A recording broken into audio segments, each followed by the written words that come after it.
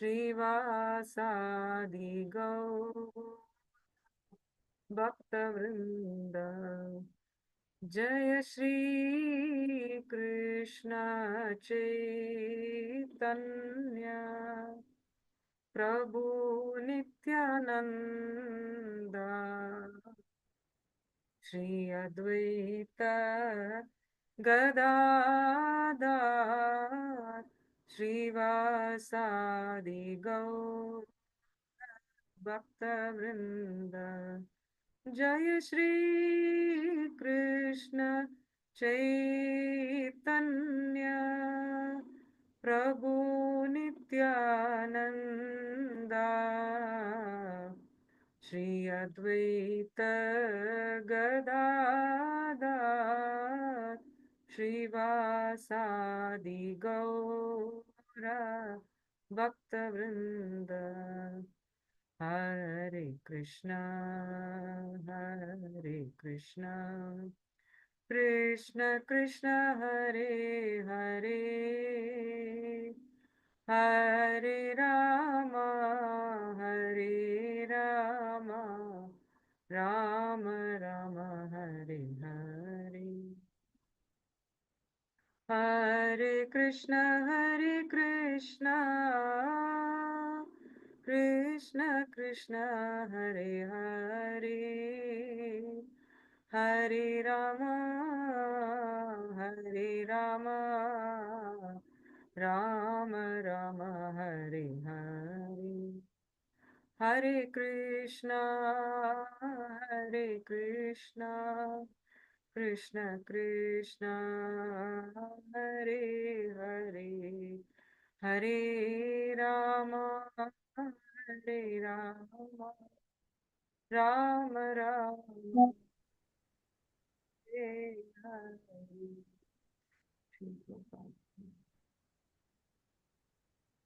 जय राधा माधव जय कुंज बिहारी। जय राधा माधव जय कुंज बिहारी। जय गोपी जन वल्लभा जय गिरिवरधारी। जय गिरिवरधारी। जय गोपी जन वल्लभा जय गिरिवरधारी। जय गिरिवरधारी। जय यशोदानंदन जय व्रज जनरंजना। जय यशोदानंदन जय व्रज जनरंजना। जय यमुना तीर वनचारी। जय कुंज बिहारी। जय यमुना तीर वनचारी। जय कुंज बिहारी। जय राधा माधव जय Kunj Bihari. Shri Shri Radha Madhav.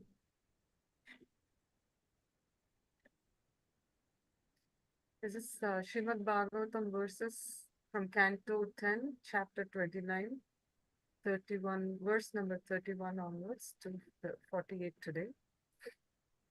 Gop Shri Gopyo Uchahu Maivam Vibho Arhati Bhavan Gaditum Nisamsham Santyajya Sarva Vishayam Stava Padamulam Bhaktva Bhajasva Durvagraha Matyajasman Devo Yatadi Purusho Bhajete Mumukshum. The beautiful gopis said, O all-powerful one, you should not speak in this cruel way. Do not reject us, who have renounced all material enjoyments to render devotional service to your lotus feet. Reciprocate with us, O stubborn one, just as the primeval Lord Sri Narayana reciprocates with his devotees in their endeavors for liberation. यत्पति अपत्य सुहृदाम् अनुवृत्तिरङ्ग स्त्रीणां स्वधर्म इति धर्मविदात्वयोक्तम् अस्त्वयेवं एतदुपदेशपदे त्वयीशे प्रेष्टो भवांस्तनुभृतां किल बन्धुरात्मा. Our dear Krishna, as an expert in religion, you have advised us that the proper religious duty for women is to faithfully serve their husbands, children, and other relatives. We agree that this principle is valid, but actually this service should be rendered to you. After all, O Lord, you are the dearmost friend of all embodied souls. You are their most intimate relative and indeed their very self. कुर्वन्ति हि त्वयि रतिं कुशला स्वात्मन् नित्य प्रिये पतिसुतादिभिरातिदैकिं तन्न प्रसीद परमेश्वरमास्म चिन्त्य आशां धृतां त्वयि चिरादरविन्दनेत्र. Expert transcendentalists always direct their affection towards you because they recognize you as their true self and eternal beloved. What use do we have for these husbands, children, and relatives of ours who simply give us trouble? Therefore, O Supreme Controller, grant us your mercy, O lotus-eyed one. Please do not cut down our long-cherished hope to have your association. Chittam sukhena bhavatapaghritam griheshu yannirvishati utakkaravapi grihya kritye पादौ पदं न चलतस्तव पादमूलात् याम कथं व्रजमतो करवाम किं वा. Until today, our minds were absorbed in household affairs, but you easily stole both our minds and our hands away from our housework. Now our feet won't move one step from your lotus feet. How can we go back to Vraja? What would we do there? सिञ्चङ्गनस्त्वत् अधरामृतपुरा पूरकेण हासावलोककलगीत जहृच्छयाग्निं न चेद्वयं विरहजाग्नि उपयुक्तदेहा ध्यानेन यामः पदयो पदवीं सकेते. Dear Krishna, please pour the nectar of your lips upon the fire within our hearts, a fire you ignited with your smiling glances and the sweet song of your flute. If you do not, we will consign our bodies to the fire of separation from you, O friend, and thus like yogis attain to the abode of your lotus feet by meditation. Yarhi ambujaksh tava padatalam ramaya तत्तक्षणं क्वचिदरण्यजनप्रियस्य अस्प्राक्ष्म तत्प्रभृति नान्यसमक्षमञ्च स्थातुं त्वया विरमिता बत पारयाम. O lotus-eyed one, the goddess of fortune considers it a festive occasion whenever she touches the soles of your lotus feet.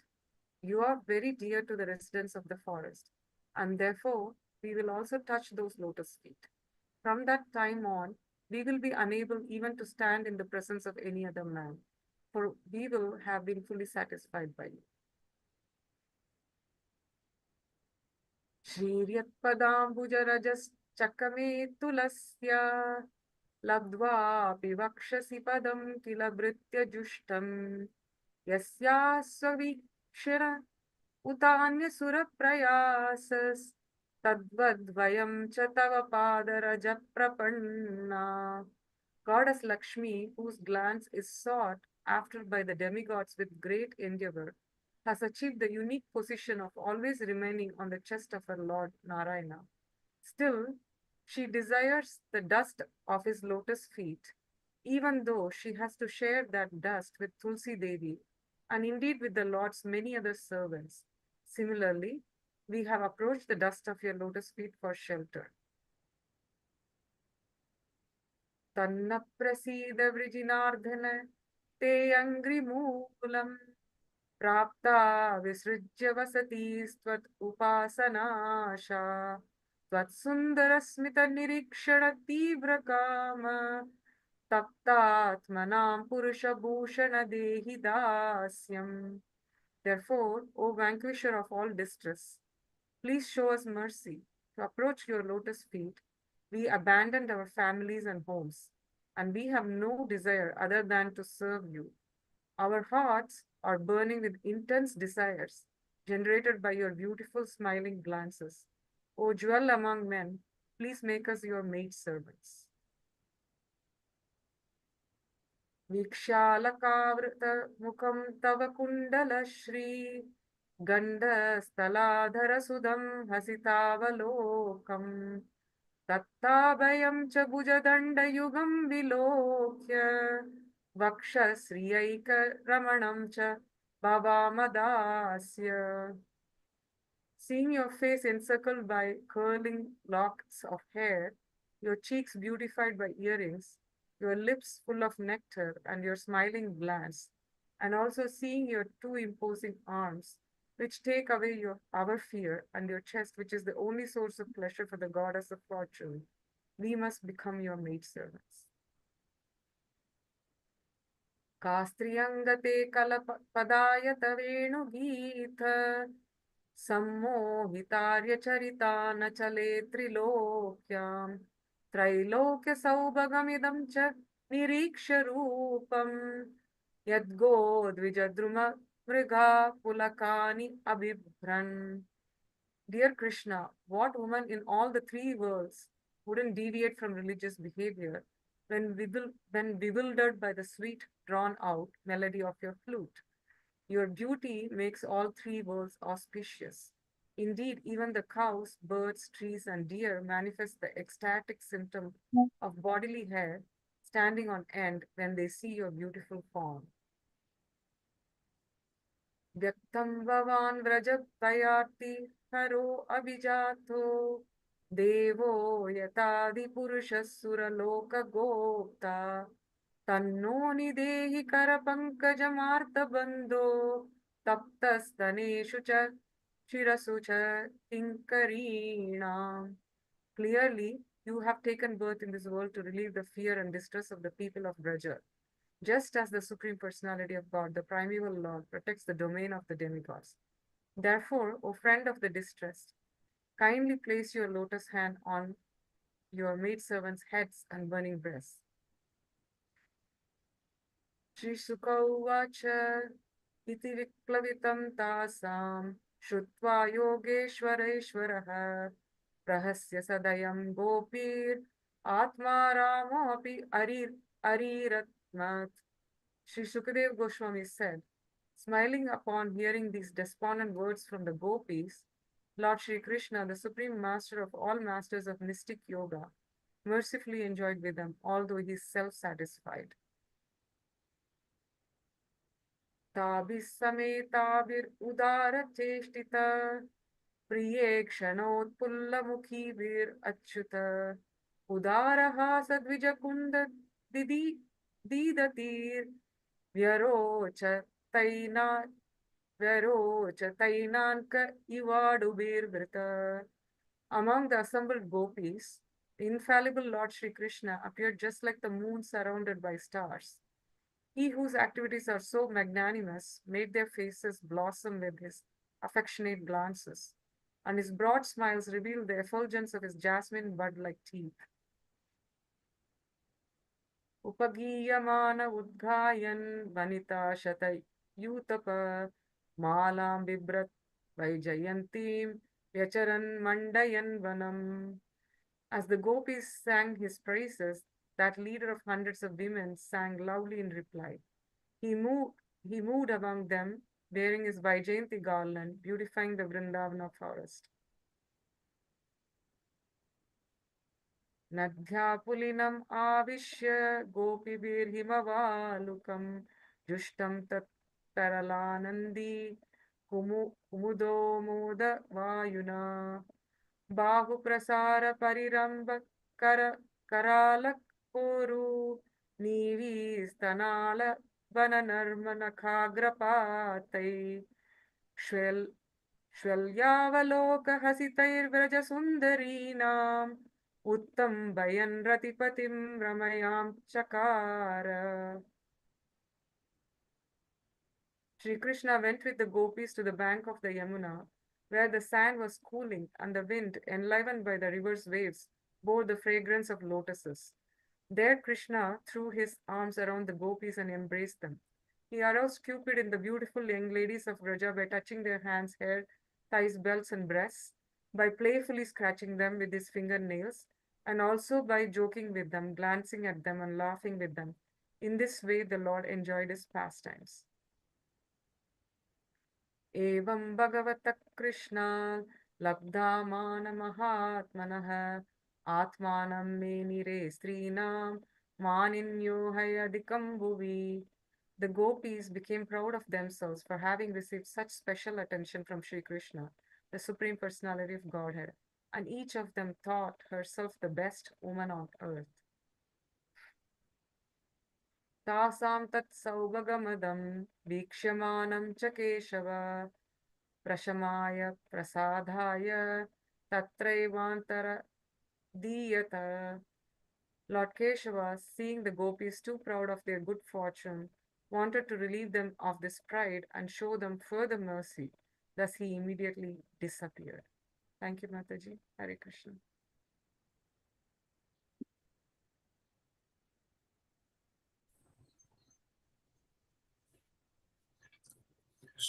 Should I start the recap? No? Yes, probably.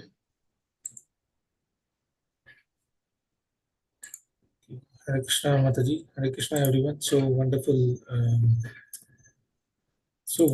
and sweet voice, Mataji. So thank you so much, Lalita Prem Mataji. Hare Krishna, dear all. Okay, Prabhu, I am audible, okay, and is the screen share visible? Yes, Prabhuji, it is okay. Everything is fine. Okay, wonderful. Thank you, Mataji, for confirming. So last week we did lesson 63, which was chapter 29, which Mataji sang today so nicely, part of the verses. Last week we did verses 9 to 18. The gopis rushed to forest to meet him. So about chapter 29, the beginning we started is about how Lord Krishna has a desire to be in union with the gopis and also fulfill the desire of the gopis, which he promised them a year back. So then on that particular night, where by Lord's grace the full moon appears, then there is a very wonderful environment. We also covered some portion of the Ujjwal Nilamani, the highlights, which walked us through from Prema to Bhava, Mahabhava, Alamban, Uddipan, and several other concepts which are used, which are relevant to the Ras Leela. And then we saw how Krishna, he plays the flute, which attracts all the gopis, and the gopis, they were engaged in different things, but they dropped everything and came. Many gopis were stopped by their relatives, friends, husband, and so many other things. So some could come, some could not come. Then verses 9 to 18, they tell us the description of or category of different gopis, how they were stopped, how someone could make it, someone could not make it, what are the differences. And then this raised a question among the audience where Shukdev Goswami is narrating this to Parikshit Maharaj, and there are audience of many different type of devotees, yogis. So some of them feel like what's going on, and then on behalf of them, Parikshit Maharaj asked a question to Shukdev Goswami that how could so simple gopis who did not consider Krishna as a supreme god or Paramatma or Bhagwan achieve this state. So Parikshit Maharaj asking this question on behalf of those audience. And then Shukdev Goswami, who is narrating this Rasa Panchodhyaya or the Rasa Leela, which is so sweet and wonderful pastime, he is a little bit agitated that why you're blocking me. So it's a good interaction between the student and disciple. Student is indirectly asking the question on behalf of the audience, um, and the narrator or the teacher is indirectly chastising the audience, but he's not chastising the audience, he's chastising Parikshit Maharaj. That I have already told you all this, why are you asking me again? I am narrating this so wonderful, sweet pastime, and you are concerned about what is the position of Krishna. So that is the highlight. Prabhuji put together this in so wonderful slides for us. So let's go through and recap. So verse 9 is about the category of the gopis. So there are two categories, Nitya Siddha, Sadhana Siddha. Sadhana Siddha has two further categories, which is Rishichari and Shrutichari. Rishichari is explained further here. Some could, like these were the sages in the Dandakarnya Rishi who desired association of Lord Ramchandra, but they could not. So they were reborn as the gopis. Now some of them did achieve, some of them did not. So let us analyze. Now first about the Nitya Siddha gopis or Gopakanyas. So these are the Gopakanyas and they are unmarried daughter of the cohort. Now these Gopakanyas are put in the category Nitya Siddha. So there are three reasons. This is my first question here from the slide of this is Charu Prabhu, very wonderfully put together. What are the three reasons why these Gopakanya are considered Nitya Siddha? So who would like to start answering today? Sure. Hare Krishna Prabhuji. Yes, Dandavat Lakshmi. Pranam. Yes, The Hare reason Krishna. why Gopakanyas are Nitya Siddhas are there. Krishna is their romantic lover. Correct. Forms of Aladini or Mahashakti. They are the Aladini Shakti of the Lord.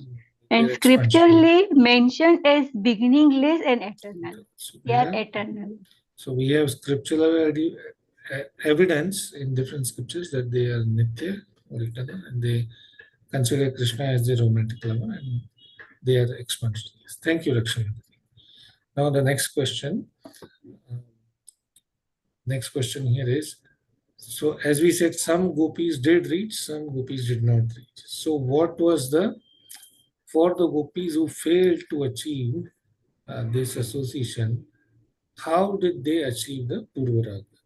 How did they achieve? On the strength of the association with Nitya Siddhas, they developed a upsurge to Krishna's intimate association and thus achieved the Purva Raga. Very good. Thank you, Mother. Thank you. So this highlights the association and impact of a pure devotee. So by association of other Nitya Siddha or elevated gopi, we then get that.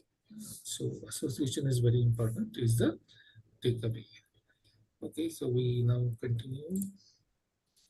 Now the Acharyas explain this verse 9 and all the different Acharyas, they give very, very deep meaning, which is what Charprabhu has kindly put together here for us in next 2-3 slides. These are the different categories they are explaining the dynamics or interaction between the Krishna and the gopis. These are the dynamics of love, affection, devotion, and all these categories are here. These are like hierarchy, spiritual hierarchy, divine intervention, purification of the heart, yoga maya, transcendental love. So that's all is very nicely put here. I am picking up the question which is very important. Well, I mean, all of these are important. The question I would feel is a key takeaway personally that hit me. So that's the basis I'm picking that. So here, my question is, what is the driving force for the gopis? So the prema, divine love, because that's beyond the concept of your physical and social norms. Correct, correct. So that's a key thing we see, that the prema or love of gopis is the topmost priority for them. Everything else is second, and they want to serve the Lord. So that is the key driving force. Thank you, Mataji. Now again, the key thing in the purport of this verse 9 is the different category of gopis, which I did touch upon. But if someone can help revise it, what are the categories of gopis being discussed here? The gopis are divided into Nitya Siddhas, Sadhana Siddhas, and further it is split into those special groups, Ruticharis and Rishicharis, and those who do not belong to these groups. Correct. Thank you, Madam. So Shrutichari, as we said, the sages of Dandakarnya Reborn. Sorry, Rishichari is the sages of Dandakarnya Reborn, and Shrutichari are the personified Vedas. They are coming as gopis. So that's another important takeaway we have to remember. So continuing further now on slide 5. So through this, they experienced intense, intolerable, those who could not go, then mentally they experienced intolerable agony and they tried to go mentally, and then those who could go, they achieved the Lord. So the question here is how the stock of impurities and piety, so both the stock of impurities and piety were taken away from the gopis. Here's the answer.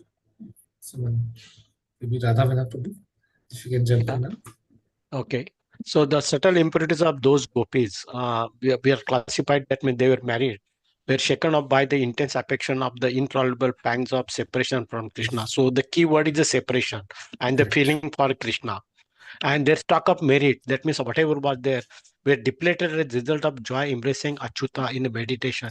So they say in previously also, like us, other sages also can meditate and go reach to the Lord. So they are also meditating with the Lord. So that meditation burns all their bias, impious, all those things burn, and with their impurities are taken away. They suitable. That's what I am saying.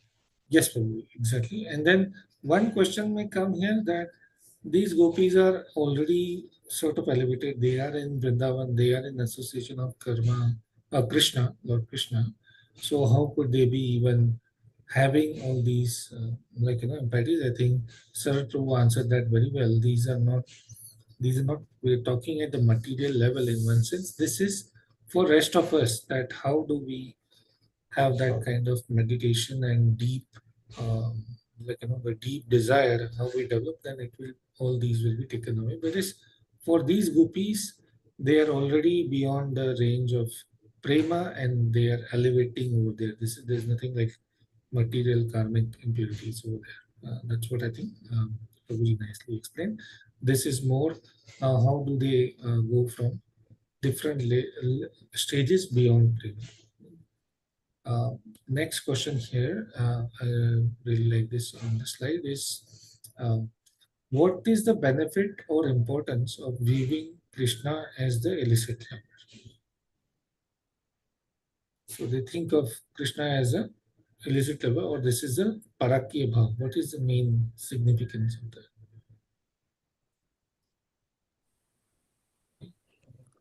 Archana Mataji, if you're there. So, Prasad Prabhu or Rajiv Mukha Prabhu, anyone wants to try? Yeah, the question here is, this one is highlighted. What is the significance of viewing Krishna as the illicit lover?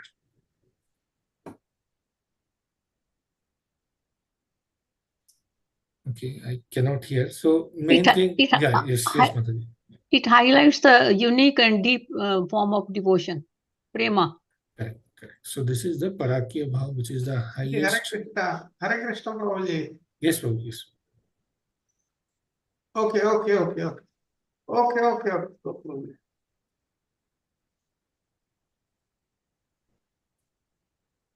Sir, Prabhu, you're saying something?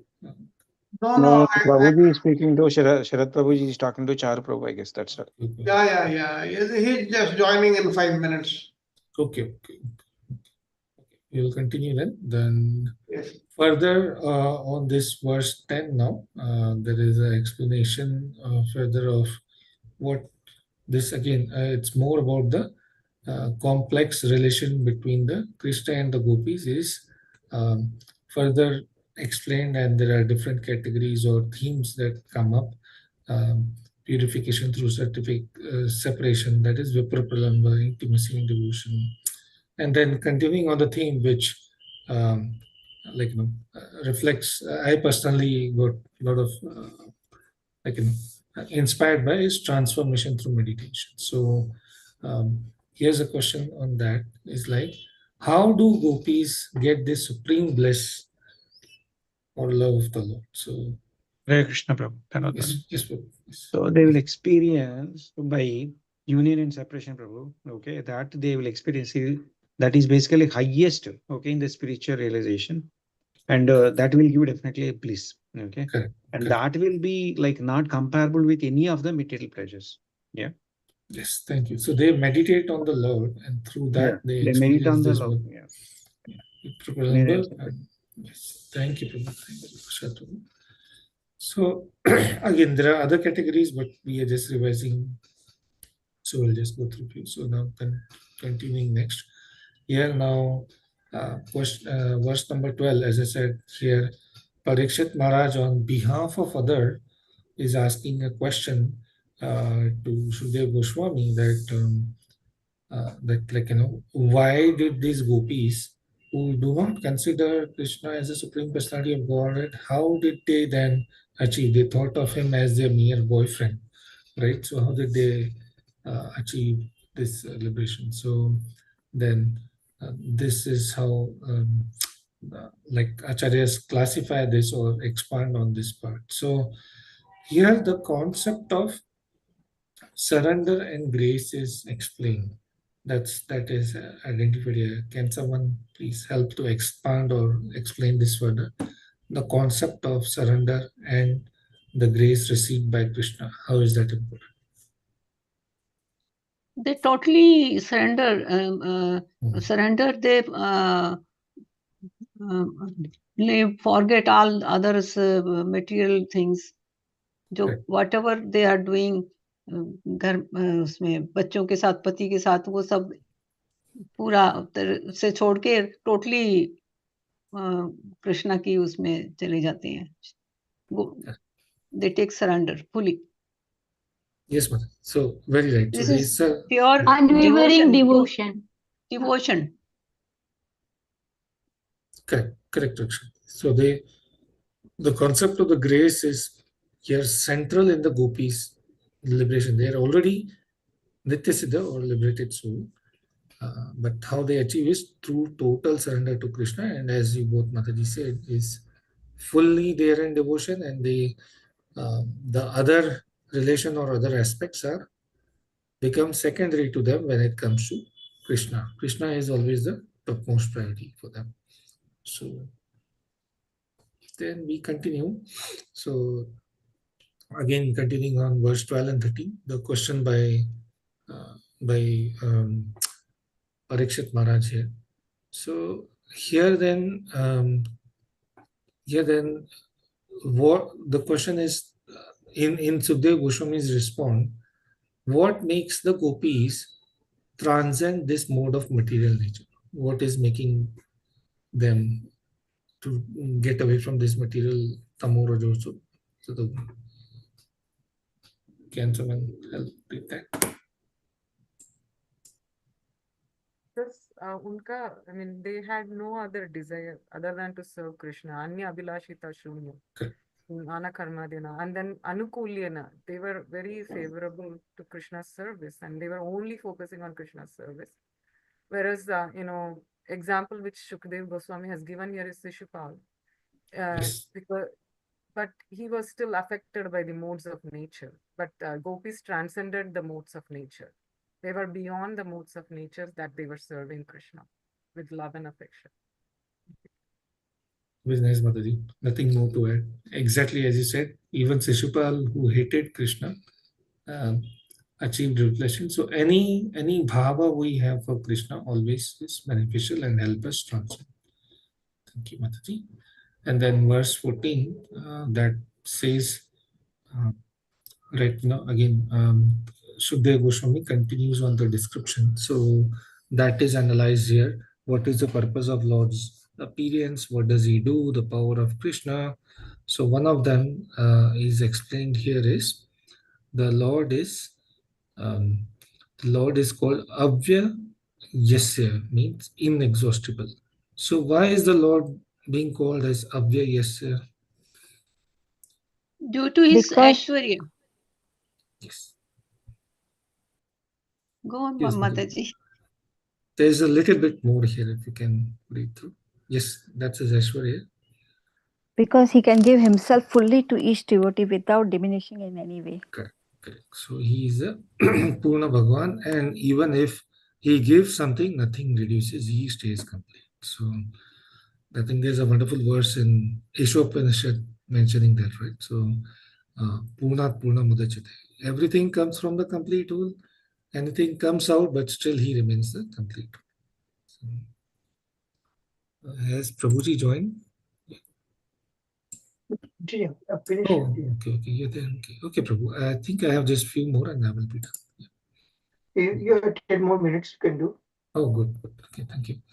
So, continuing with the response of Shukdev Goswami and analyzing that, Shukdev Goswami is telling that you see there are different bhavas that can people have for Krishna, even if those in Krodha, Bhaya or other bhava, they can attain Krishna. Why are you talking about gopis? And you should know this because and that's a question, right, will come through. So here Prabhuji has put together nicely all the different bhavas, the example, and how do they achieve.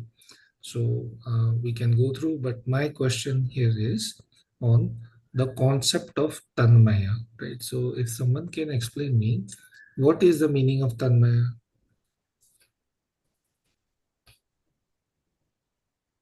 Complete absorption in Krishna. Correct. So that is the our goal in life to reach at some Tanmaya. point. Yeah. He is almost That- like completely identified with him, with Krishna, completely absorbed, as Mataji. completely absorbed. 100%. Yes. Now, what is They the don't have anything what is the else in their meaning? mind. They don't What have is the anything meaning else of in their mind. what is the meaning of Tanmaya? What is Tana? Totally surrender. प्रभु तन No, मतलब but- शरीर और मन शरीर से से और मन से Yeah, so पूरा जो कुछ हमारी बॉडी कर सकती है भगवान के लिए निश्चय कर सकते हैं हम लोग, you know, पूरी जो की सेवा करनी है, we do it from our bodily senses in the mind. That has to be done totally, completely devoted to that. So you become Krishnaized totally. Even though you might be working for a job, you might be doing something else, household duties, chores, and everything, but your mind is towards Krishna, okay? And mind controls the senses. So all the senses are, everything is given to Krishna. On behalf of Krishna, you are serving others, you know. So that also counts towards his service. So that is called becoming Krishnaized.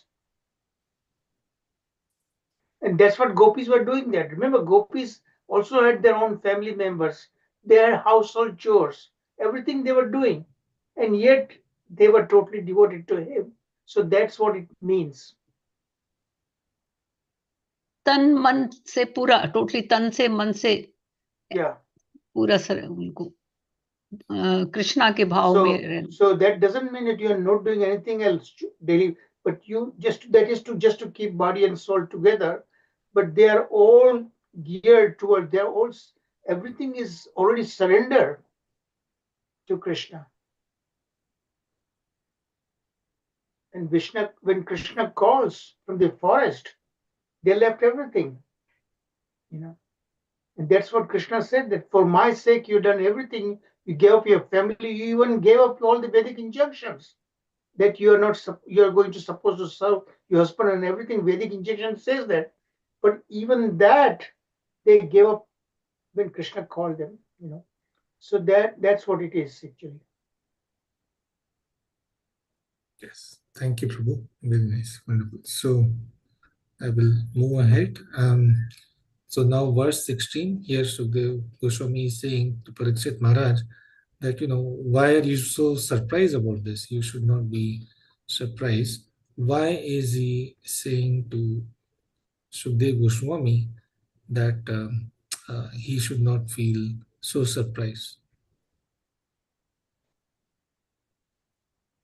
or astronist. Raksha Mataji, or who else we have? Yes, Prabhuji. Yes. So the question here is, Transcendental connection. Prabhuji, pardon, please, question for yeah. one time. Why should Parikshit Maharaj not feel surprised of this? Okay, I will read this. So what is Prabhu. yes, yes, Prabhuji. knew it before birth. वो Correct. अपना वो मोम में थे, उत्तरा के मोम में, तभी उनकी वो पता लग गया था. Yeah. So Shukdev Goswami is telling that at least you should not feel surprised. Like we are discussing here the narration of Rasa Leela, and you are asking this question. Of course, he knows he's asking on behalf of the audience. So indirectly, he's sort of chastising that audience who still have doubt of Krishna, despite of hearing all the 9 cantos. So he says that just now I told you about the pastimes of the Shishupal, and how Krishna is so merciful even to those who came as enemies, like Shishupal, Kamsa, and all. So then these are gopis, right? And then among all these different qualities of Krishna, there is one which is Etat Vimuchyate, right? So what does that mean? And that can really help us, if anyone can answer that. What is the meaning of the phrase Etat Vimuchyate? Even though the material universe is separate from Krishna's divine pastimes, remembering the modes of his devotees, Kama and Sneha, can lead to liberation and the modes of nature. Correct. From the modes of nature. Correct. Thank you so much. So even though, like, as you just read, so that is why these listening to these Bhagavad classes and then analyzing and remembering the pastime are very important for us. That will help us intensify. Vimuchyate means actually is liberation, right? To Etat Vimuchyate. What is going to liberate? Then this is going to liberate. Krishna's divine pastimes. Remembering Krishna's divine pastimes is going to liberate. Etat Vimuchyate. Okay. What does it mean when you hear Krishna's pastime? How that is connected with the liberation? Because why we are here, stuck here, because we have so many material desires, right? And that keeps going one life to another life. Because all these things, as long as you have desires, and that is stored in the mind, that which desires that did not get fulfilled in this lifetime, you still have to come back because you have that desires, okay? So you need to purge that desire. Artificially, you cannot do it, So the only way you can do it is to really transform one desire to a material desire to spiritual desires, And those material desires are dominated by the modes of material nature, especially the lower modes, Rajoguna, Tamoguna, Kama, Krodha, Lobha, Mada, Moha, Matsara. They are the Rajoguna and Tamoguna's outer manifestation. But when you hear Krishna Leela, and this Rasa Leela is like that. So what happens that Krishna himself gradually polishes our mirror, okay? So he removes the influence of the Rajoguna and Tamoguna, and he establishes the mode of goodness. And that is the beginning of being settled, completely devoted to Krishna in Shuddha pure bhakti, Then we get science of Krishna, right?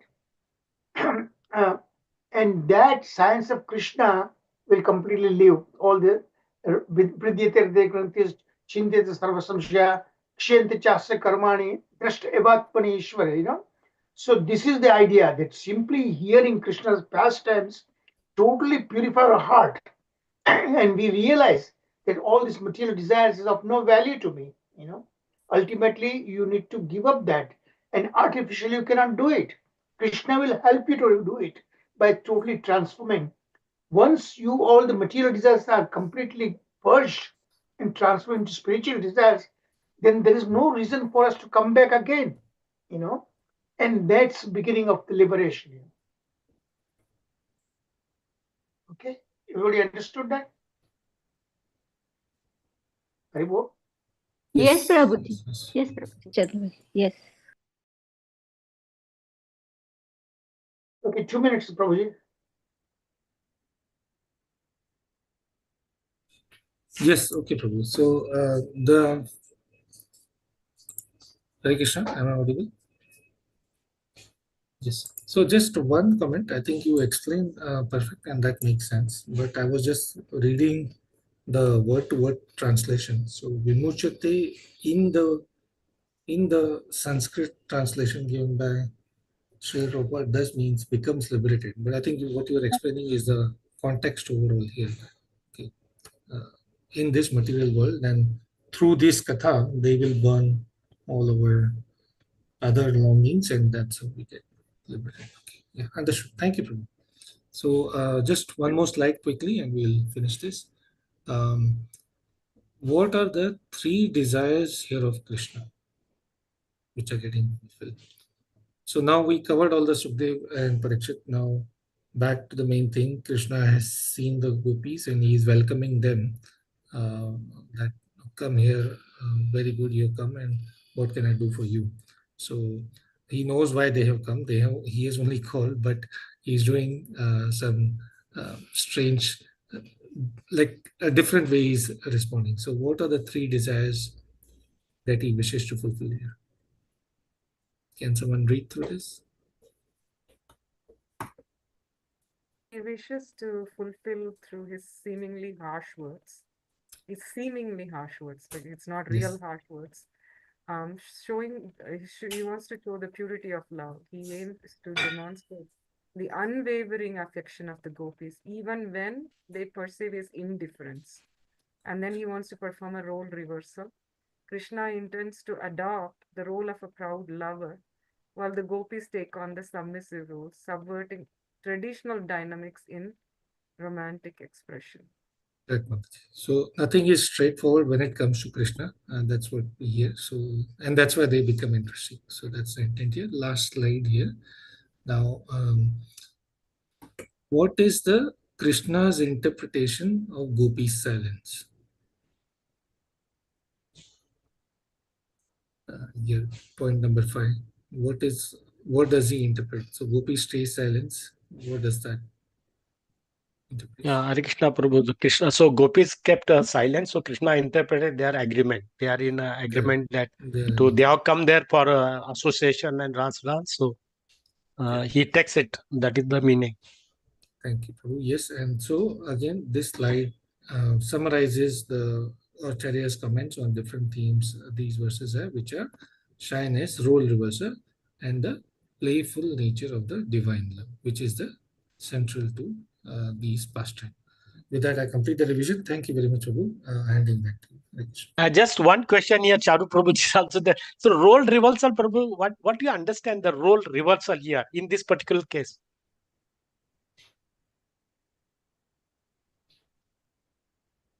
Anybody? Oh, role. So generally here, what happens is usually the male are more excited to go and approach, but Krishna is taking a he's showing off as a, there are a few things here. He's showing off as a strong person, not so interested, and that will excite the gopis more. So instead of being a sort of a submissive male person who is behind the female to have that, achieve that sort of union, he is taking a strong, although internally he has a very, very strong desire to be, he has an equally strong desire like the gopis. The gopis also have, but so generally in the general context of material, I can sense that the males are very, they try different things and then they surrender. But here Krishna takes a different, the role of a proud lover by having that.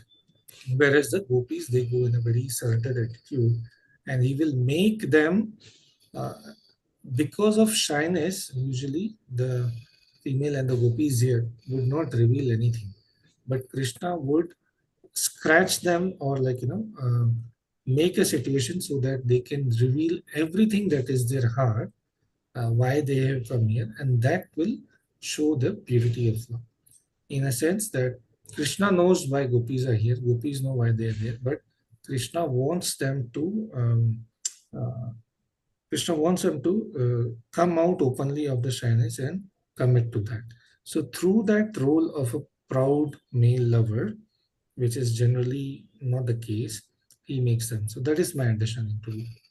I don't know if that's correct. Charbabu, you may please.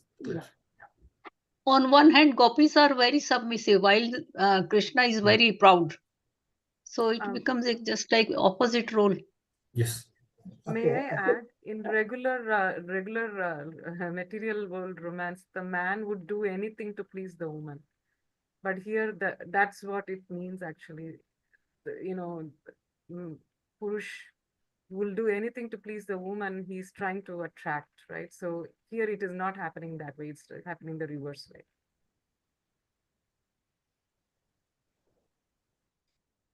Okay. Prabhuji, are you done? Yes. Yes. Yeah. Thank you. Thank you very much. Before I begin, if Sharapji wants to add few words to this, that conversation which just took place, the question answer. Sharapji, you want to contribute something? No, thank you, Prabhuji. Okay. We have exceeded the time. Okay. Thank you. We can take it up in the discussion period also, So first of all, let's offer our prayers. Om Jnanatimidandasya Jnananjana Shalakaya Chakshunmilitam Yena Tasmai Shri Gurave Namah Shri Chaitanya Manovistam Sthapitam Yena Bhutale Swayam Rupa Sadam Mahyam Dadati Swapadantikam Vandeham Shri Guru Shuta Padakamalam Shri Gurun Vaishnavamscha Shri Rupam Sagrajatam Sagana Raghunathan Vitam Tam Sajivam Sadavaitam Savadhutam Parijana Sahitam Krishna Chaitanya Devam Shri Radha Krishna Pada Sagana Lalita Shri Vishakha Vitamscha He Krishna Karuna Sindhu Deenabandhu Jagatpate Gopesh Gopika Kanta Radha Kanta Namastute Tapta Kanchana Gaurangi Radhe Vrindavaneshwari Vrishabhanu Sute Devi Pranamami Hari Priye Vancha Kalpatarubhyascha Kripa Sindhubhyevacha Patitanam Pavanebhyo Vaishnavyo Namo Namaha Jai Shri Krishna Chaitanya Prabhu Nityananda Shri Advaita Gadadha Shrivasadi Gaur Bhakta Vrinda Hare Krishna Krishna Krishna Hare Hare Hare Rama Rama Rama Hare Hare Namo Mahavadanyaya Krishna Prema Padayate Krishnaye Krishna Chaitanya Namine Gauratvishe Namaha. O most beneficent incarnation, you were Krishna himself appearing as Shri Krishna Chaitanya Mahaprabhu. You have assumed the golden complexion of Srimati Radharani and you are widely distributing pure love of Krishna. We offer respectful obeisances unto you. Krishna Varnam Tisha Krishnam Sangopangosta Parshad Yagnai Sankirtana Praye Yajanti Sumedasa. In the age of Kali, intelligent persons perform congregation chanting to worship the incarnation of Godhead, who constantly sings the names of Krishna. Although his complexion is not blackish, he is Krishna himself. He is accompanied by his associates, servants, weapons, and confidential companions.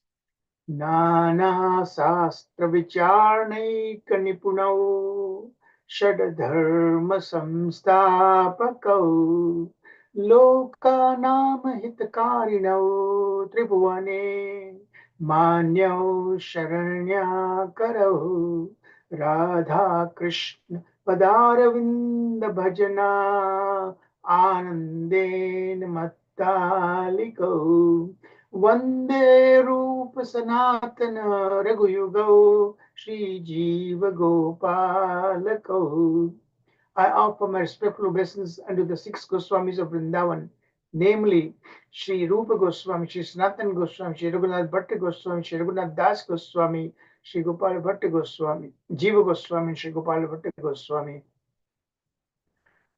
who are very expert in scrutinizing and studying all the revealed scriptures with the aim of establishing eternal religious principles for the benefit of all human beings. Thus, they are honored all over the 3 worlds and are taken shelter of because they are absorbed in the mood of the gopis and are engaged in the transcendent loving service of Shri Radha and Krishna. Om Namo Bhagavate Vasudevaya. Om Namo Bhagavate Vasudevaya. Om Namo Bhagavate Vasudevaya. Narayanam Namaskritya Narom Chaiva Narottamam Devim Saraswatim Vyasam Tato Jayam Udirayat Nashtaprayeshva Bhadreshu Nityam Bhagavata Sevaya Bhagavati Uttama Shloke Bhaktir Bhavati Naishtaki. Hare Krishna Krishna Krishna Hare Hare, Hare Rama Rama Rama Hare. Jai Shri Prabhupada. Govindam Adi Purusham Tamam Bhajami. Hare Krishna everyone. Please accept my humble obeisances. Our great Shri Prabhupada. So let me share my screen here.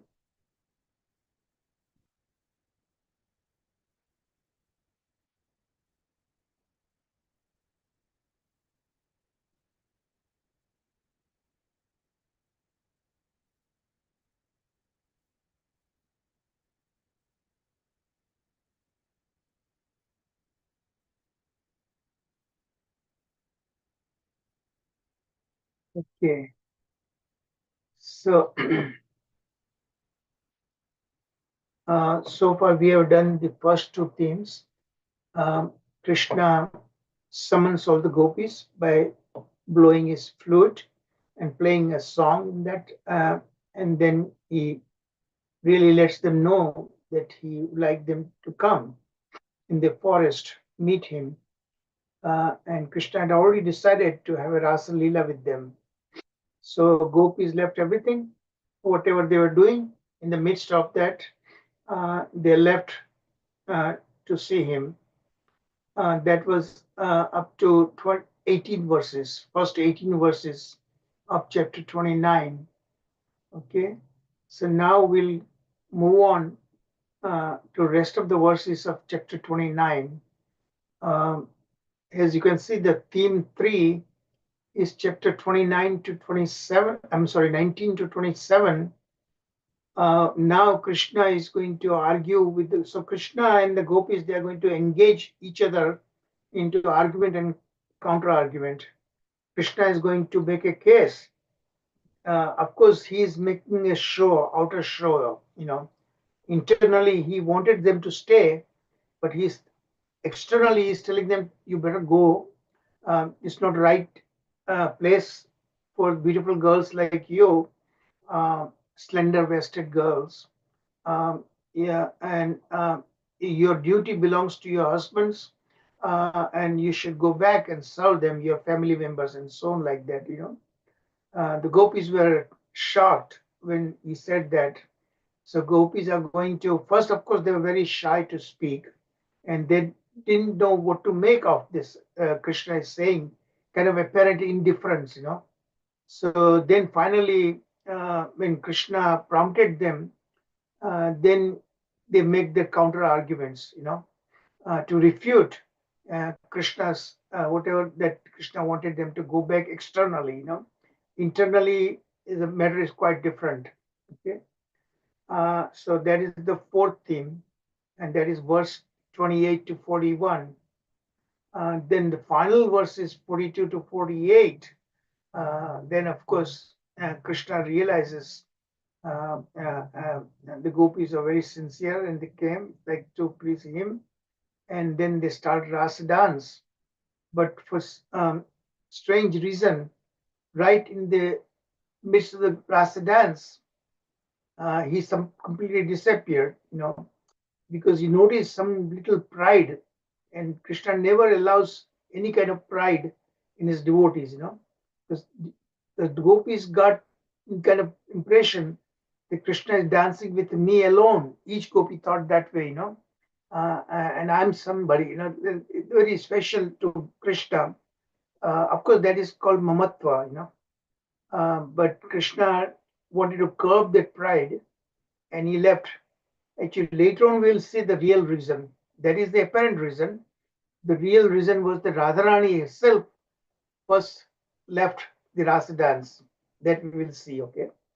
Radharani was a little bit mana, turned off her pride because Krishna was showing so much attention to all other gopis, So that is what we are going to do, all this thing in this one class. Actually, it is devoted for 2 classes, today and tomorrow. Okay, so we'll see how much we cover today. Incidentally, Sharat Prabhuji, I've decided we are going to have that skit anyhow. Okay, so we are going to squeeze some time. One of these days, I'm going to squeeze some of these lessons to accommodate that an hour's skit time, probably towards the end of this Panchadhyay, and we will do that. Okay, so Sir Prabhuji start going to write screenplay, and based on what we are going to discuss all these things. Okay, so so we'll begin now. Verses 19 to 27. Certain philosophical. So now what we'll do little bit in the beginning at least. We'll hear the commentaries of Sridhar Swami Maharaj, and I told you all the time, Sridhar Swami Maharaj sets the tone. Okay, then that's picked up by Sanatana Goswami, and Jiva Goswami is going to add some corrections to it. Correction in the sense he's going to tone down the Advaitavadi slant of Sridhar Swami Maharaj. But the main topic, main point Sridhar Swami Maharaj is talking about, they are going to expand on that. Okay, and then of course Srila Vishwanath Chakravarti Thakur, he came much towards the later part, so he compiles all these comments and he gives his own viewpoints, and his commentaries are much more extensive.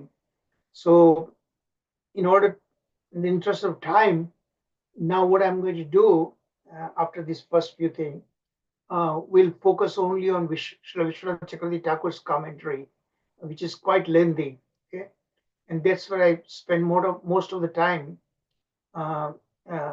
His commentary, and I put it in my own way, different themes in that.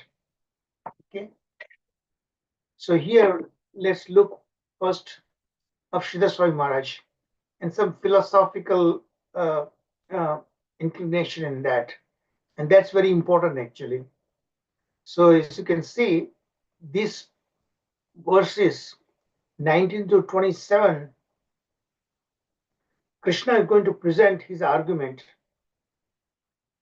You will notice that Krishna is playing a double role actually,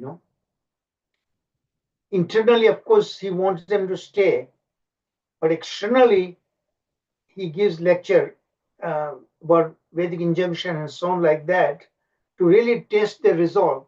Okay, gopis were very, very kind of disturbed about that, so we'll hear about what are the Krishna's argument, seeming argument that they ought to go back.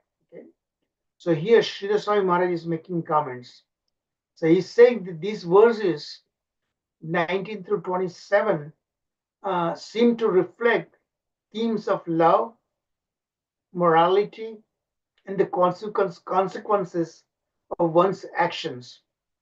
Whatever you do, you need to be responsible for that actions. So you get reactions, particularly in the context of relationships. it conveys a message about the spiritual and worldly implications of intimate relationship. So this is that's what I'm taking. One of the courses, my academic course is about conflict resolution. Okay, so here also there is a conflict, and we all face in our Krishna conscious movement our duties as a devotee. We have material duties on one hand. We need to serve our family. Women have to serve their husbands. Husband has to take care of them and support the family, children, give them education. And then you, by extension, you have a responsibility towards your family members, your relatives, society, and so on like that, nation, and so on like that, okay? But at some point, when there is a conflict develops, and that interferes your service towards Krishna, and that is your parodharma. All other duties are swadharma. The parodharma takes precedence. Okay, so we are going to hear about this conflict between one's own duties, material duties, versus spiritual duties. So here it says, Sridhar Swami Maharaj comments that these verses convey a message about the spiritual and worldly implications of intimate relationship outside of marriage. What the Vedic injunction says, a woman should not have any relationship outside their marriage, that is against the Vedic injunction. But here, situation is quite different. Here we are not talking about ordinary personality. Here we are talking about Bhagavan Shri Krishna, okay? And that's where Krishna uses double meaning words, okay? Outwardly say that it's wrong, but internally what he means, that's what acharyas are spelling out, okay? And that is very important to note about that, how we twist the words, and in a really convincing manner, he does that, you know. But ultimately, he is the supreme enjoyer. He is the one completely, he is Bhagavan, okay? And you need to understand that all this romantic tone is there, but he remains Bhagavan. And it's the relationship with Bhagavan and his devotees. That is what we are talking about. So what exactly the surrender means, that is what our Acharya is going to clarify that matter, okay? So he is saying that outwardly it is no, okay? This is, we don't ever even think about imitating Krishna's example, okay? On one hand, yes, Shrestha, Bhagavad Gita में एक श्लोक है कि the people who are best, Shrestha, whatever the way they show, that sets an example, and others need to follow. So one might argue that here Krishna is setting the example, so we should follow that. No, Krishna, all the first 9 cantos that we saw, the superhuman acts that Krishna does, we cannot do it. Okay, lifting Govardhan hill, subduing the poisonous snake Kaliya, and so many other. When he was still a baby, the big demons, how he killed them, defeated them. That clearly says that he is no ordinary person. Okay? He is supreme, and he is above the modes of material nature. So that point one need to take into account before you think even in the mentally that you want to imitate. You cannot do that. Okay? This is an important lesson throughout Rasa Leela that we are hearing that point.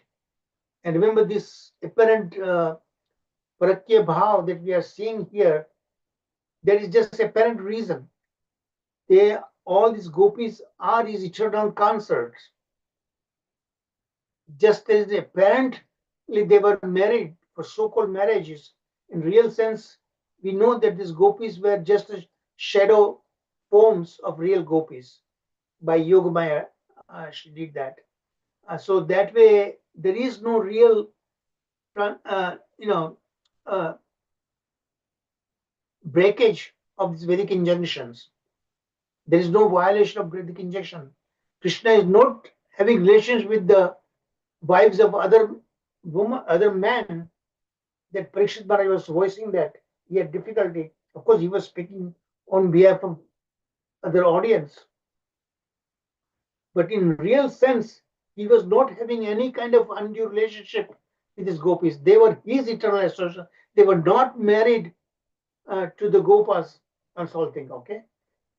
Another reason that you are going to see, and Sharat Prabhuji, please note down all these things. Okay.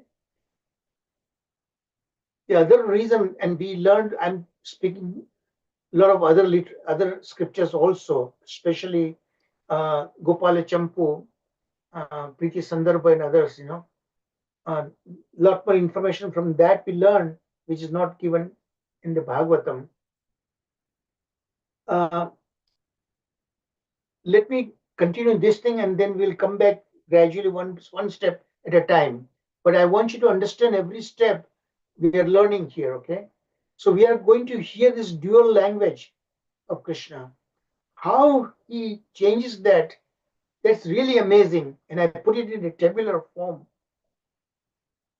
What he says directly argues that they ought to go back. Gopi is going to argue, counter-argue that no, they're not going to go back.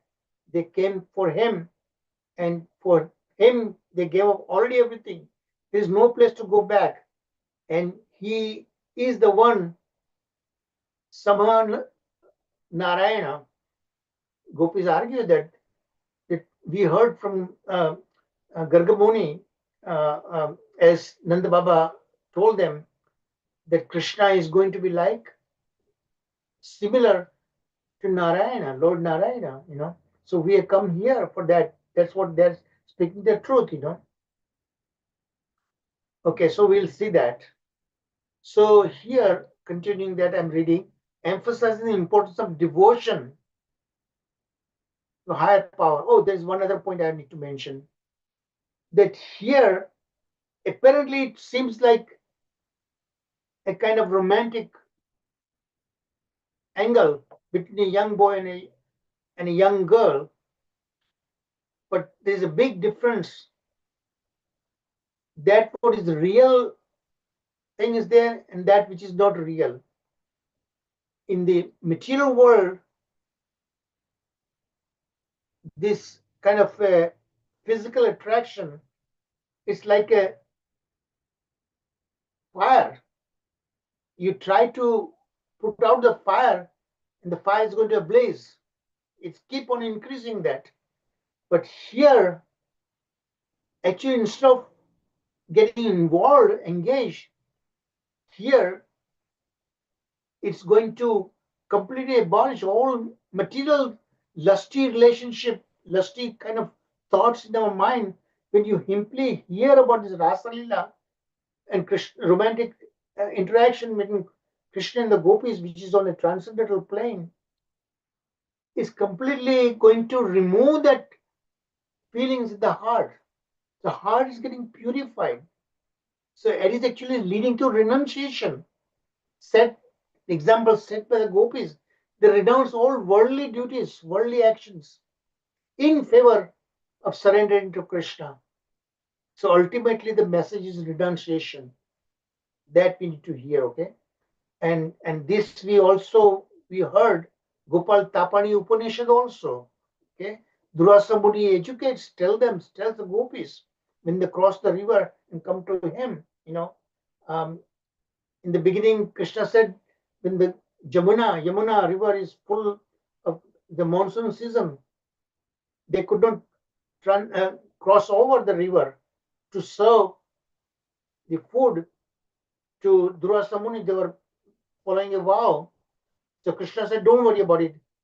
Just when you go, just tell Yamuna that Krishna is celibate, brahmachari, And gopis are wondering how to tell that, but said, don't worry, do that. And sure, when they said that Yamuna gave way, parted, and Krishna, gopis could go easily, the other Durvasa Muni's ashrama was on the other side of Yamuna, okay? And there they went there, okay? And Durvasa Muni,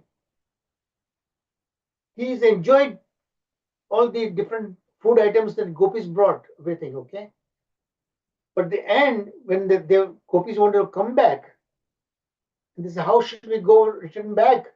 So Durvasa Muni said that tell them that we serve the sage who never ever eats anything. It's totally fasting. So they were again scratching their head. Here he just relished all the prasadam that they brought, and he's saying that now that time also Yamuna gave part. So the question is here that they might be, but their mind is completely on a different platform that we cannot understand that. So that is what Krishna and the gopis' relationship is are on note on the material modes of nature. They are both transcendental. Just as Krishna is Satchit Ananda, his body and soul is same as gopis also like that. So all these factors will play when he writes Sharad Prabhuji writes the script in defense of Krishna, So the second part, the speaker appears to be advising the gopis, encouraging them to reconsider their choices and return to more virtuous path. The idea that true love and satisfaction comes from devotion rather than earthly attachment is a central theme. Now, this sentence is very important. This is exactly what I've been telling you. This is right there, this particular commentary of Srila Swami Maharaj. Again, I'll read that. I'll repeat that.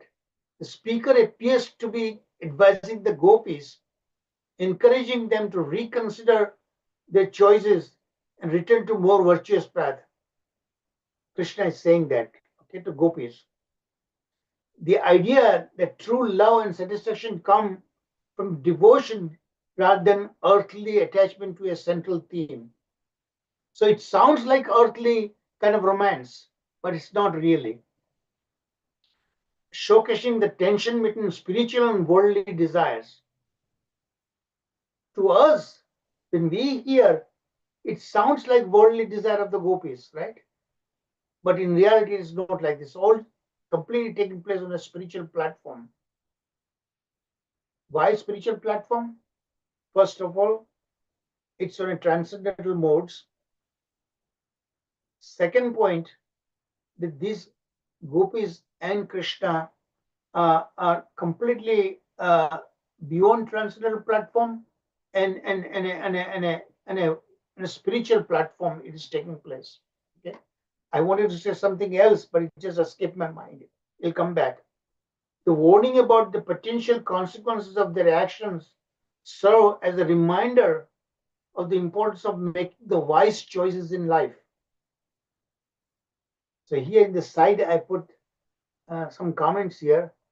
Overall, this particular excerpt encapsulate means is putting together a rich blend of philosophical reflection and poetic expression, using the characters to seek. Now, these are not the words of Sridhar Swami Maharaj, of course, please, these are my words actually. Expression urging the characters to seek a deeper, more fulfilling connection beyond mere physical attraction. There's not a tinge of physical level here is there. So that philosophical angle is coming out in Sridhar Swami's comments here.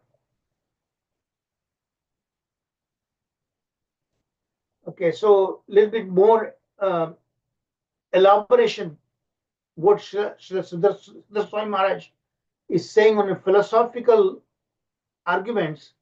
So I put some key thematic points, okay, and I expand on that.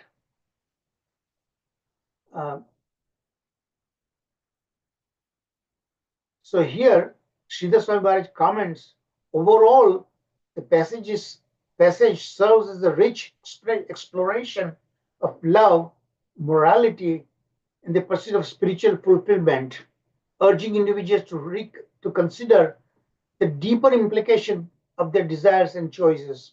Okay? So this is what you need to understand. You need to go below the surface. What looks on the surface is not always the truth. What the eyes can see, ears can hear, it not necessarily the same.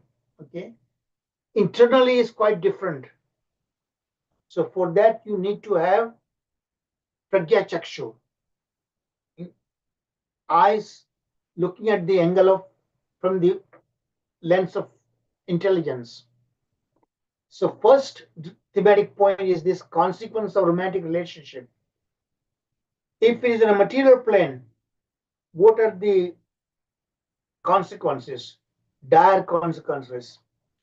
The passage highlights those relationships, particularly those outside of marriage. Now, these are all Krishna's making argument, okay, to the gopis, can lead to severe consequences. And this is a warning for all of us. We try to imitate in the name of Krishna did that, so why don't I do it? And what is the danger in that? The mention of being barred from heaven and ruined reputation suggests that such relationships are viewed as morally and spiritually detrimental. First of all, in an earthly world, we are breaking the laws of societal rules. Okay, this kind of illegal relationship. Now Krishna is putting on a completely on a surface. Okay, they were supposedly married to the Gopas, and they are middle of the night. They're coming to see him in the dead of the night in the forest. So that's what he's telling, that you are doing wrong. There will be consequences to face. You please go back. But internally, how he's going to twist around that words that you will see in a tabular form. I put Sanatana Goswami and Jiva Goswami's comments that you will see. So your reputation will be spoiled. You'll suffer in this world and you'll suffer in the next life also.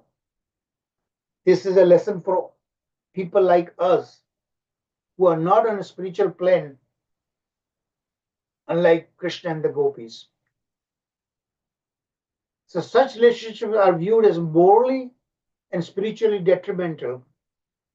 This reflects a cultural and religious perspective that prioritize fidelity and virtue.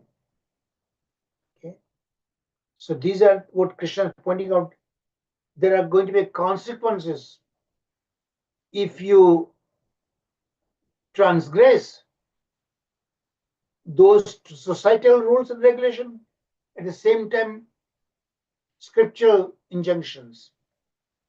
Second point he's making, what is the nature of true love?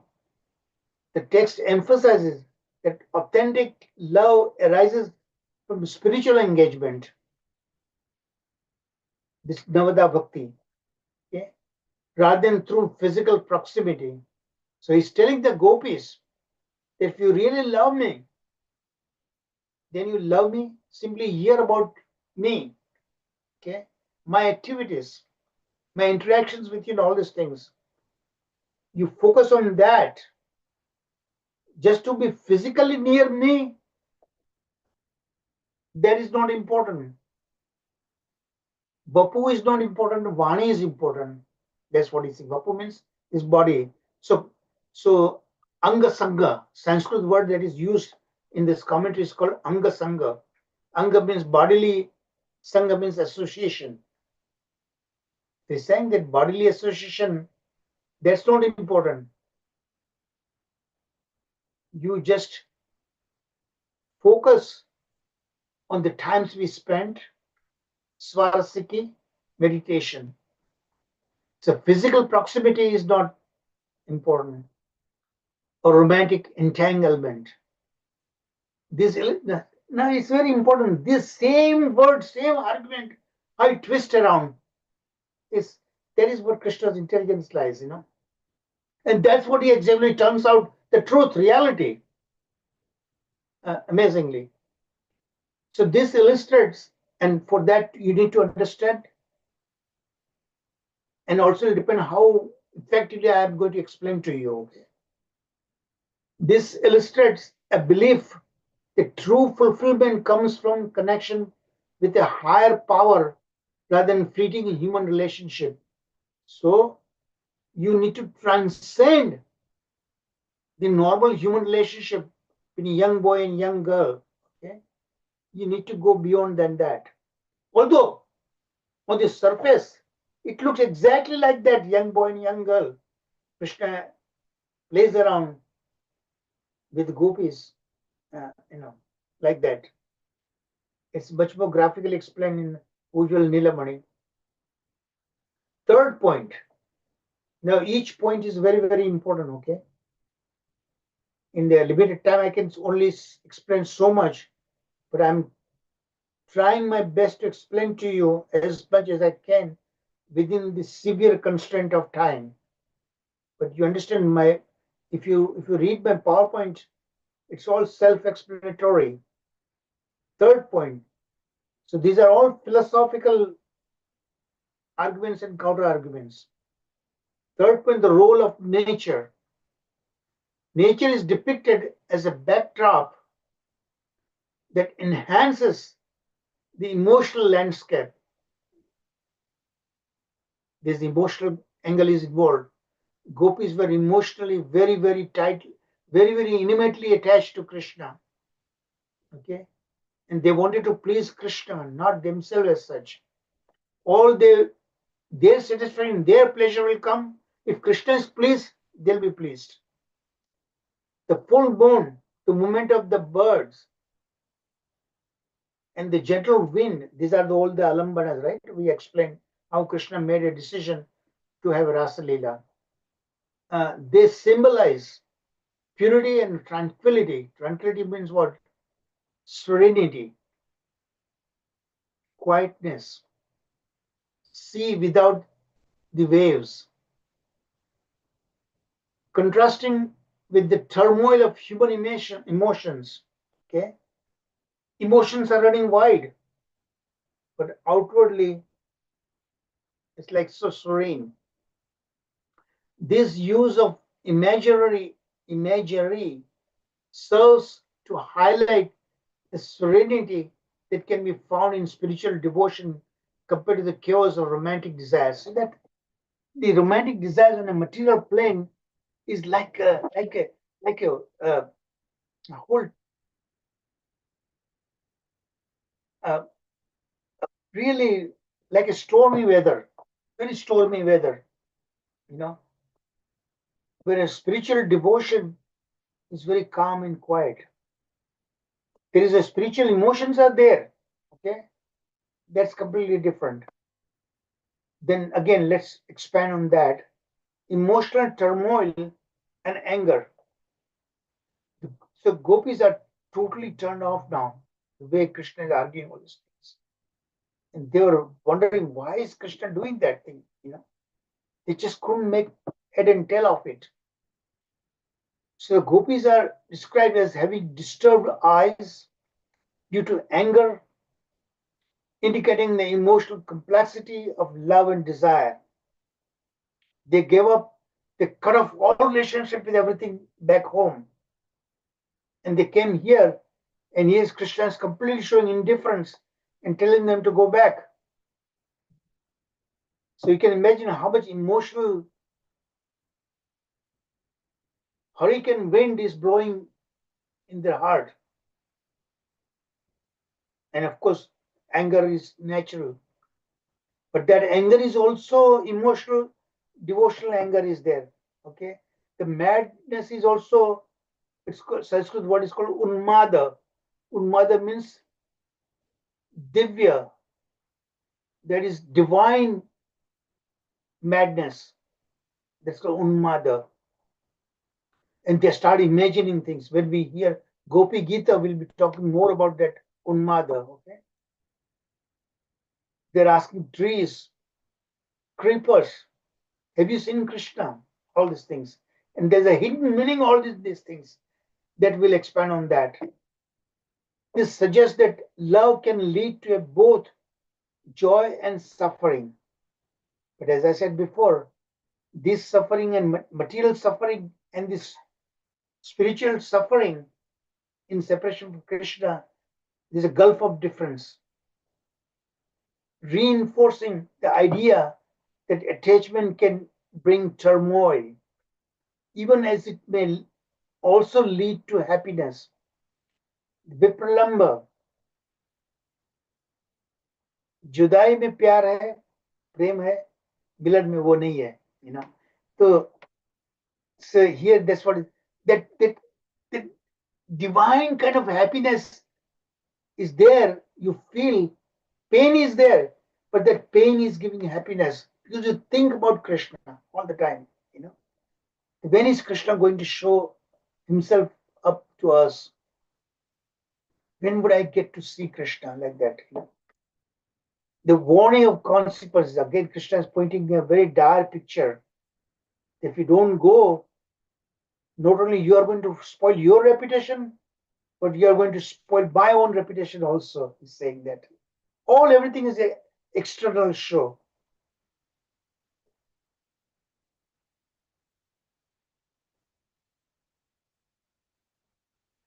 So warning of consequences. Speaker warns, that means Krishna, warns the gopis, but both foreseen and unforeseen consequences of their actions. This point underscores the importance of being mindful of one's choices. Ultimately, we have free will. Krishna says in scriptures what is to be done, what is not to be done. Okay, everything is shown, but he would not stop you to commit wrong actions. Just like in our world, there are rules. Don't drive beyond 55 miles per hour, right? But if you break the rules, then only police will catch you. But they will not prevent you to go there themselves. Unless you physically break yourself that laws, then only they'll arrest you. So here also like that. There are rules written in the scriptures. Don't violate. But unless and until you break it, there are no consequences involved in that. Because for Kali Yuga, in 12th canto, it says there's a verse there. Krishna has given us a concession. In the Satyuga, early Yuga, even mentally thinking, you may commit sins and you face consequences. But in Kali Yuga, unless until you physically commit sins, we don't get punished. But there's a free will is there. The point underscores the importance of being mindful of one's choices. So be very, very careful, because you are going to be feeling responsible for what you have done. You need to own your actions. So be mindful, be careful what you're going to do. Yeah. Krishna is saying that. Particularly in the context of love and relationship, it serves as a cautionary reminder that actions have repercussions. There are consequences. What you do, you need to be held, you will be held responsible for that. Both the rules and regulations of this world and rules and regulations of on the spiritual world, you know, Yamaraja's rules. And that may be immediately apparent. And the sixth point, value of devotion over physical pleasure. See that again, Srila Prabhuji is going to note down the point here. The sixth point is also very important when defense is going to argue that Krishna is totally innocent.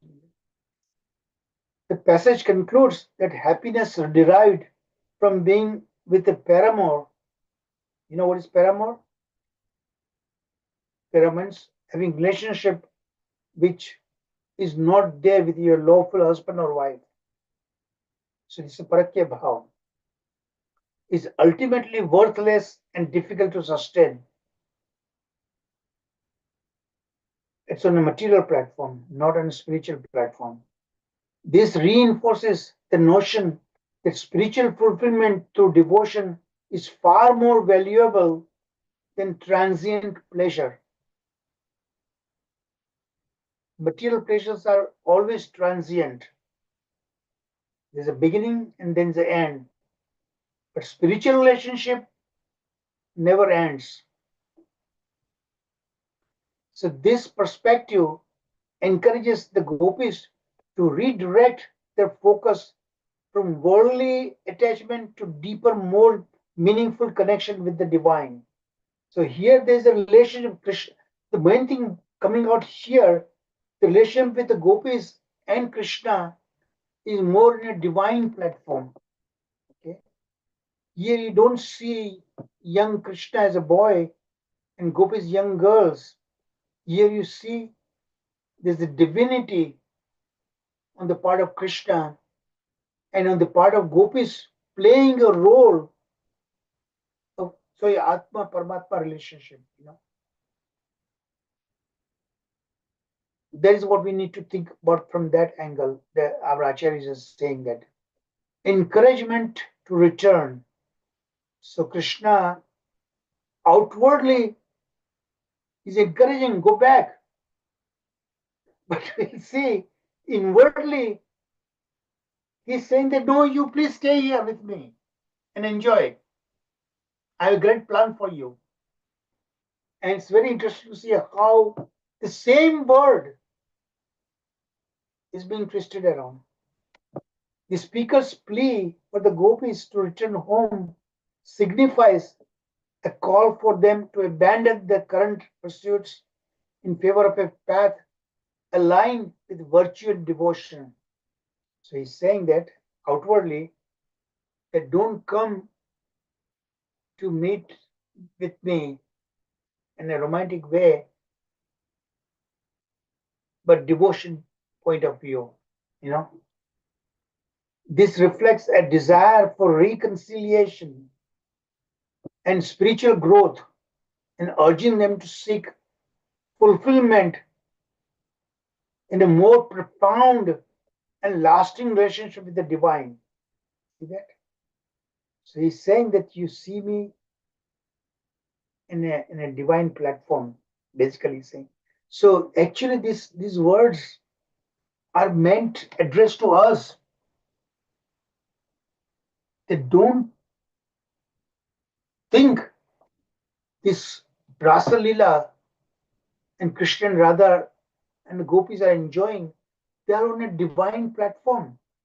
Don't equate with what meets the eyes. What you hear and what you see here, that's not the reality. Because this is all in a divine platform, transcendental platform, which is beyond our imagination. Because we are only in material platform. Because we are this material body. So what we see, what we hear, we think that is what it is. So our Acharya is pointing out that. And Krishna is apparently saying this thing to the gopis. Okay? And the real audience is we.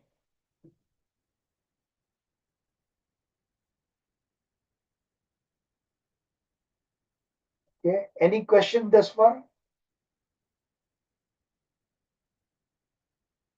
Okay, this is the tabular form I'm trying. Yeah, I thought of long time how to present this thing. Pages and pages and pages are there. These commentaries, And everything I look at that, everything I put in this table, And you are the judge how successful I am in a minimum number of words. I'm distilling the comments of our acharyas. This is here we are seeing Sanatana Goswami and Jiva Goswami's comments here, okay, of what is transpiring here. So here Krishna's argument with direct and hidden meanings. Acharyas are going to explain what are the hidden meanings. Krishna is Parokshavadi. He never says same thing straightforward in an indirect way. Remember that story? This sounds, when I was doing this thing, it came to my mind straightly. What Krishna is saying in a double meaning, not double, multiple meanings. If you remember, when Ashwatthama killed Draupadi's 5 sons in the night, sleeping sons, okay, horrible things that he did that. And finally, of course, when Pandavas found out about that, Draupadi was crying like hell. So Bhima and Arjuna went after to arrest Ashwatthama. To make a long story short, Ashwatthama brought there with hands tied and everything. So there are 2 schools of thought with there. Yudhishthira Maharaj, Draupadi, they were arguing that we should not kill Ashwatthama because he's the son of our guru.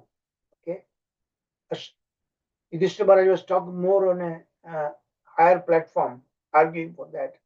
Bhima was telling Arjuna, kill him, kill him. Arjuna was in Dvida. Dvida means he couldn't decide what to do. Should I kill Ashwatthama or not? You know.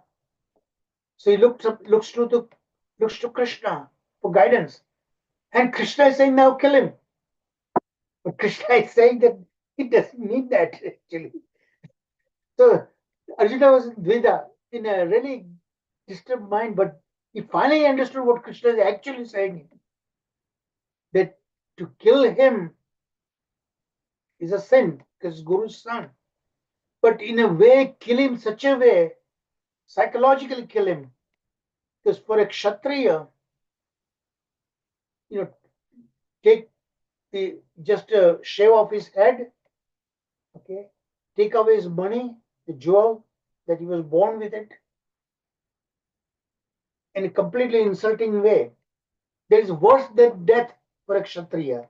So there you are actually killing him, but in another way, okay.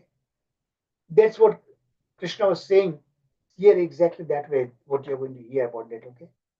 So there's a direct argument, what Krishna is saying that, now listen very carefully, okay, we don't have much time left, and I'm going to have to do a few slides before we take a break and go to the rest will finish tomorrow. So this is lesson 65 and 66, okay. So he's listened to the direct argument and look at Krishna's intelligence here, okay. It has double meanings. And now Acharyas are pointing out that. And how skillfully Krishna turns around those words. What he actually means. So he's telling the gopis directly, oh, welcome Mahabhagas. Mahabhaga means greatly fortunate women. What can I do for you? Meaning you must return. Actually, he's saying that what can I do for you? It just is like a formality. Okay. Okay, you come here. Tell me why you come here. Now it's time for you to go back. That's exactly he's transmitting to the gopis, okay? So clearly he's showing indifference to what for which they came to see him. And it was he actually summoned them. So what is Krishna's hidden meaning here? In a Sanskrit, the word they put it as the entreaty, hidden meaning, what real meaning. So Krishna is what really what he meant, everything must be well in the village. Here he's saying, the fact that you are here, I'm assuming that everything is going well in the village. If you are in trouble, definitely you might have someone, I would have come there to help you around, okay? If there's some problem, some demon came or something like that, okay? But since you came here, I must assume that everything is okay. Okay. So then you have to go back. But now look at how he's twisting around here, according to our acharyas, that everything must be well in the village. So let me please you, all the young and slender-waisted maidens. Did you see that? So now you don't have to worry about going back to the village. Everything is okay. Before the same words he transmitted that everything is well, then there's no point for you to be with me. You better go back now. But here he's saying internally that everything is well. So don't worry about the village. Enjoy with me. Okay, verse 19. Quite a frightening night with deadly creatures. You are in the middle of the forest. Tigers and everybody, the wild animals are there. The danger is lurking around. And you young girls, now young women means women, they are generally called abala. Abala means without physical strength. Okay. And it's a deadly night. Why you come here? You really ought to go back. This place is not fit for the young, beautiful girls. They are deadly creatures, no place for young, slender-waisted women. Slender-waisted women means you're very young and very beautiful women. You don't belong here. Okay. So Gopis, so he is predicting what Gopi's response will be there, and then the counter response, what he's going to argue. It's like a game of chess.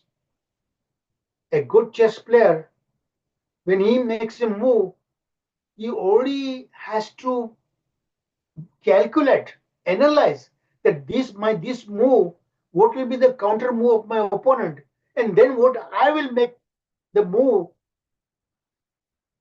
because I had been a chess player. Strategy and tactics are the two played. So you have to think 10, 15 moves ahead of you. Each move I make, you have to imagine what the opponent is going to make a counter move, and to that what I will make, and again what will be the response. Everything has to work out. So here is also like that. So Krishna is saying something, and he knew what Gopi is going to respond, and then how he is going to counter again that. Okay. So when he said that you better go back, there are deadly creatures are there. This night, this place is no good for women.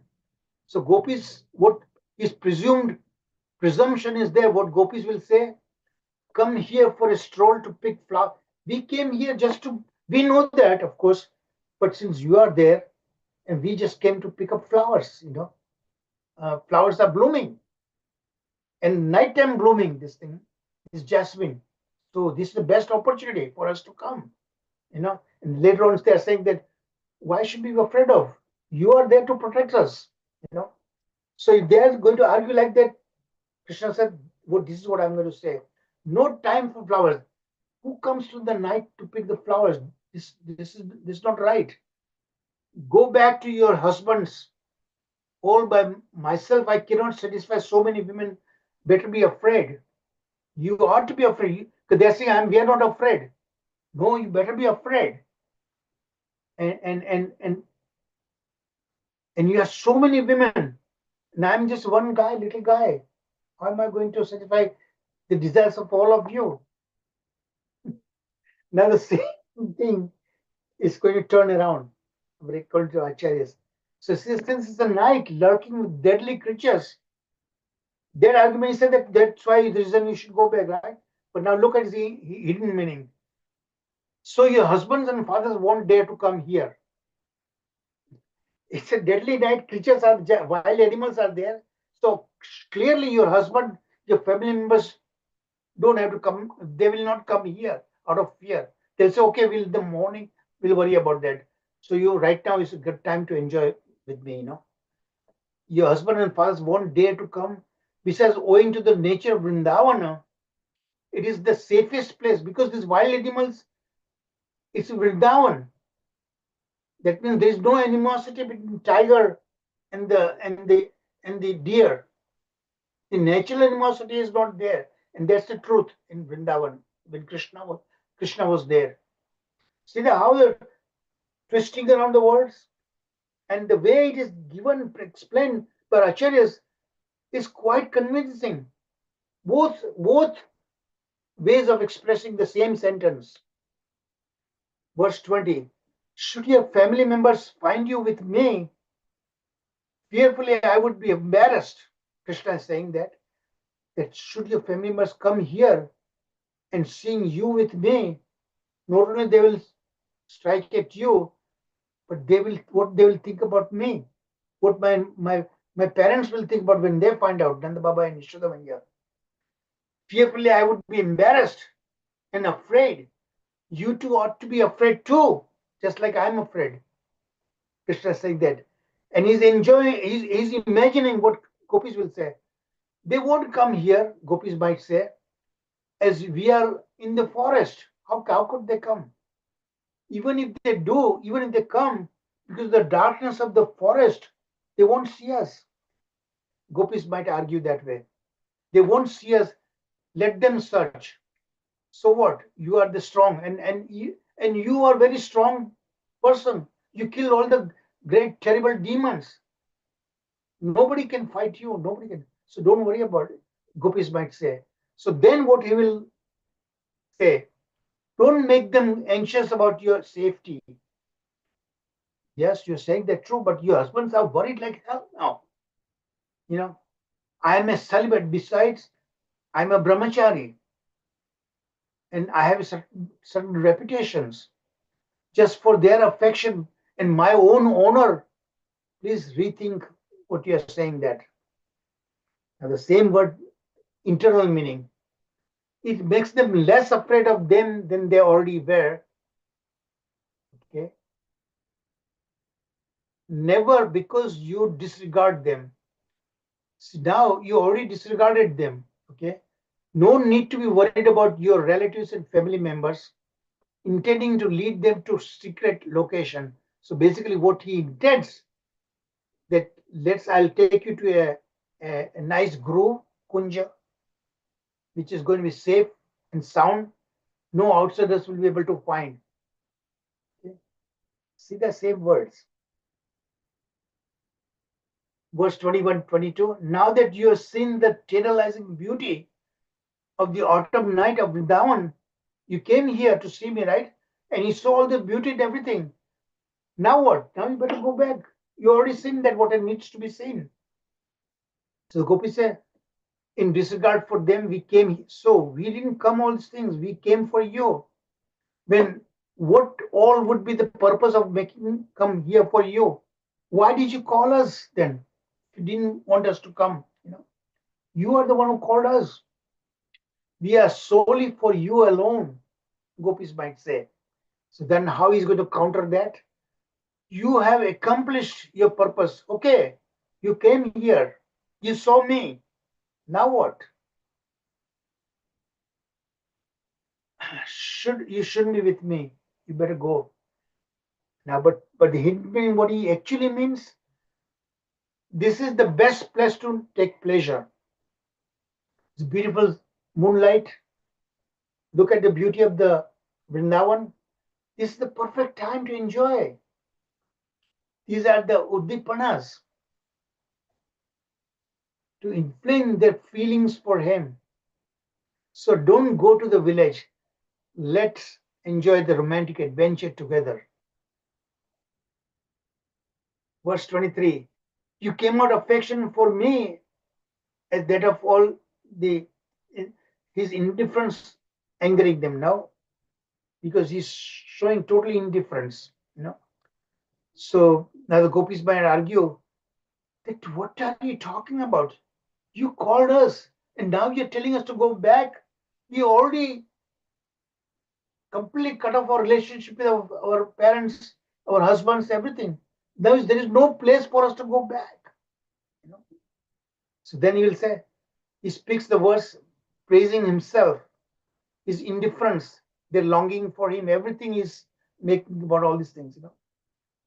But what he actually means, irrespective of your goals, including your call for me, You're Rati for me.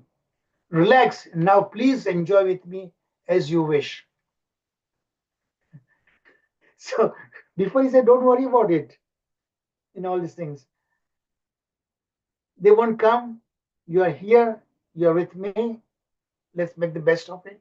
Beautiful forest there. Beautiful moonlight, full moonlight is there and everything. So see how beautifully this our acharyas explain all these things.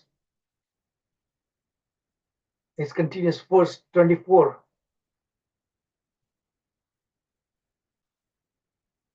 Pointing out, I wish I had a lot more time to explain. These are really so wonderful. The way they so wonder our acharyas have done that. You know? How deeply they think about all these things. Pointing out dharma, duties to serve, husband, in-laws, and everything is there. But the gopis might say this dharma is for ordinary women. But so now Krishna is saying, now I put everything in Krishna's point of view, okay? That whatever as he said, it's against the Vedic initiation and everything. But that rules and regulations for ordinary women. It's not for you because you are Vaishnavi. You are great devotees, okay? And you have come to serve me. So disregard your so-called dharma. You are engaged in bhakti. You should serve me, and I am the husband of everyone. I am the super soul, Paramatma, the highest Purusha, and the protector of Vraja. Thus, he deceptively encourages them. So that's also truth. Whatever he says is nothing out of truth at all. He is Paramatma. He is the super soul. He is the supreme enjoyer. And enjoy means he wants only bhakti from us, devotional service. Nothing else he wants. So you have to think from that point of view. This is again the message is for us. Never abandon a husband who has not fallen from dharma. Here actually verse says that there are cases, there are examples when you should abandon your husband. One who has not fallen from dharma, then you should not leave him. Even though he may be obnoxious, he may have a bad character and all these things, but these are not the reason for you to give up your husbands. Only when he's on the path of adharma, then Shastra says that you can give up your husband. But we have given up on them already, Gopis might argue. The list of qualities in order of increasing adharma, all the qualities that he listed. The men of Vraja are endowed with, so then Krishna will argue that you cannot say about this your Vraja husbands, because in Vraja, all the Gopas are of supreme character. They're endowed with all good qualities. How can they be rejected? Why did you reject them? But now he's saying, look at what his own saying, that internal meaning. His own endowment of 6 qualities. He is their eternal husband. Krishna says that those are so-called husbands. I am your real husband. Because all the great 6 qualities of Bhagavan, I am Bhagavan, he says. So again, there's a relationship with not ordinary young boy and girl, but the devotee and Paramatma. That is the kind of relationship that is there. So for us, when you hear Rasa Leela, you have to also think that Rasa Leela is going on in Paramatma and the Atmas. Gopis are representing we Atmas. Krishna is Paramatma. For noble women, petty little adulterous affairs are always condemned. So Gopi said, no, but you secure us. That can be achieved with great suffering,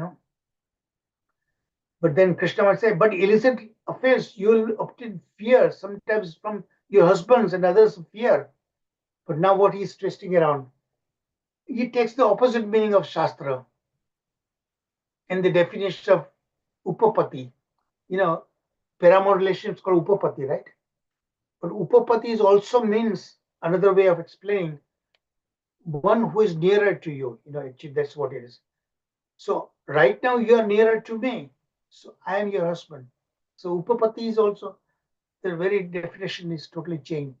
Being near your husband is Upapati, and that is Adhana. So over there, you gave up on them. Okay. So they are not your Pati. I am right now, you are with me. So I am your Pati. For my pure devotees, love of God occurs by uh, Shuddha Bhakti, Navada Bhakti, beginning with hearing about me. Navada Bhakti occurs in sequence automatically, beginning with hearing, most important. So you just hear me out. He speaks in that way to see the order of the prema of the gopis. So now this is the real thing. Okay, completely transcendental platform. So whatever Krishna is saying internally is also not completely untruth at all. That is the reality. That is the truth. The nature was made even softer by the profuseness of the deep love. Therefore, do not go home. Just come to me, who am unmarried, go to my home, the pleasure grows. The kunjas, that's what he's saying.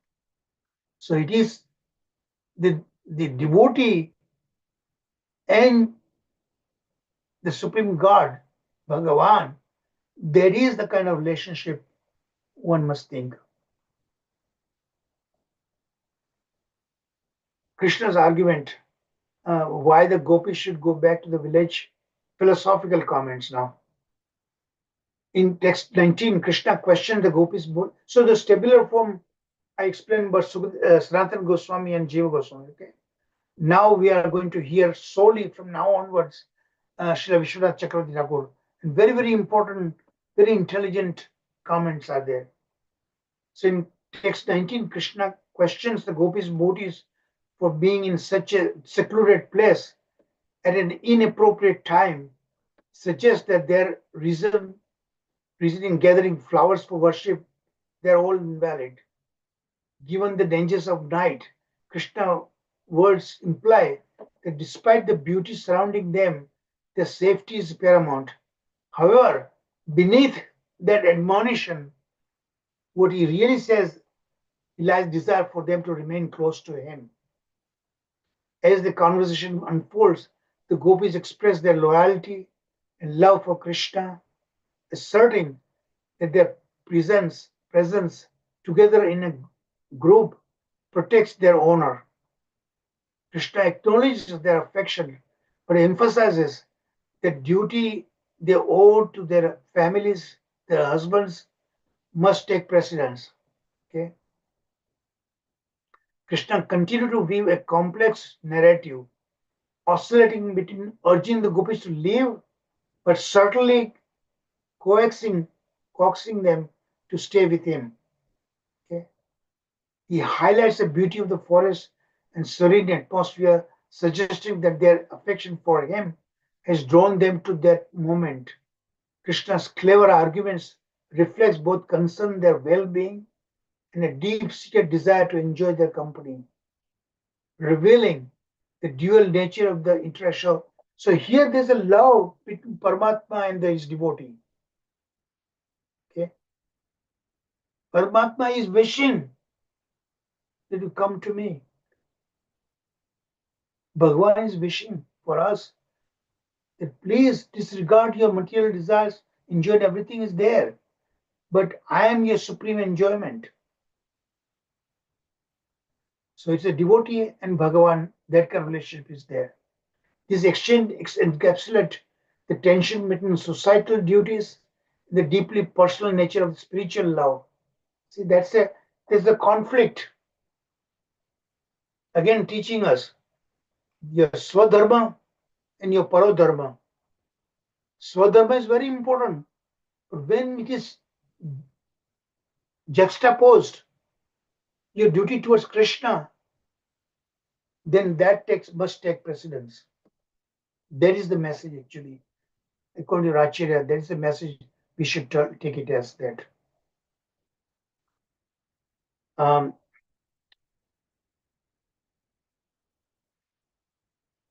Okay.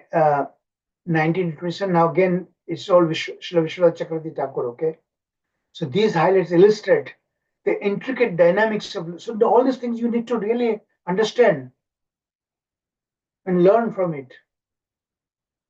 Intricate dynamics of love, duty, and spirituality within the context of Krishna's relationship with the gopis, showcasing a deep philosophical exploration of devotion amidst societal expectation. So there's a conflict that we have a duty towards society. Okay, we have a duty towards our husbands. But ultimately, when Krishna's call comes, then we must serve him. That is our parodharma. So actual message is for us. Krishna's questioning. Krishna questions the gopis about their presence in the forest at night, suggesting that their reasons picking flowers for worship are this is all thing we went through there. He's basically repeating. Affection, draw, gopis reason, all these things we have discussed exactly. Srila Vishwanath Chakravarti Thakur also makes the same point that we already discussed. Okay, so that takes care of it. And if this time permit, I'll go a little bit much deeper. But let's first take questions and answers. Okay, Hare Krishna. Hare Krishna.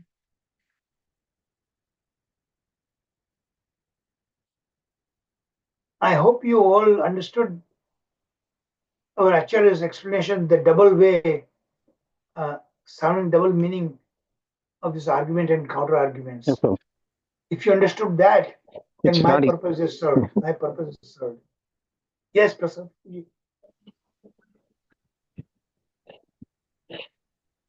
It's Prasad, not easy. Hare Krishna, Prabhu. It's not easy to Dandavat Pranam. deal with Krishna. Not easy to deal with Krishna. I Dandavat cannot Pranam. hear you, Prabhu. There's I'm a just saying one disturbance. statement, Prabhu. It is not easy to deal with Krishna. Okay. Okay. Hare Krishna, Prabhu. Dandavat Pranam. Is my Dandavat voice Pranam. is good, Prabhuji, your Prabhu? voice was Is breaking. no voice? Now speak. Now try again. Try again. Okay. Yeah, yeah. So dealing with Krishna is not at all easy, Prabhu. Even for No, it's gopis, it true. is so difficult. Yeah. Even for gopis, such as Yeah, surrender souls, it is because Krishna very, always very speaks tricky in a and double very, very meaning. difficult. I gave you the example of Aswatthama, right? Yeah, yeah. It is Arjuna an had to example. think intelligently what Krishna actually means. What do you mean by Krishna? Yeah. So that's Very why it's difficult. difficult. It is difficult. Thank you, Prabhu. Yeah. Wonderful session. Hari Bol. Very good. Thank you. Hare Krishna Prabhuji. Then, yes, Go Prabhuji, ahead, go go ahead, ahead. brother. Okay, thank you so much. Hare Krishna Prabhuji, Dandavat Pranam Prabhuji. Dandavat Pranam, Brother. Mataji, Such did you wonderful. understand? Did you understand this? Yes, Prabhuji, but I have a Okay. question on Okay. see when Krishna is talking of the scriptural injunctions and he wants them to go like he's talking that they should go, but he doesn't want them to, like he's just testing the gopis. Yeah. Now, Exactly. Prabhuji, you spoke of Swadharma and Parodharma. Swadharma, one's duties towards relatives and kin, nation. Society. Parodharma, the seva, the devotional service towards the Supreme Personality Godhead is definitely higher. But Yeah. we have seen in certain cases where Lord have been so merciful to people who have been duty bound to their kin. For example, Pandari, he was serving his parents like anything, and Lord came and stood and waited for him that you finish your service, and then I'm waiting for you.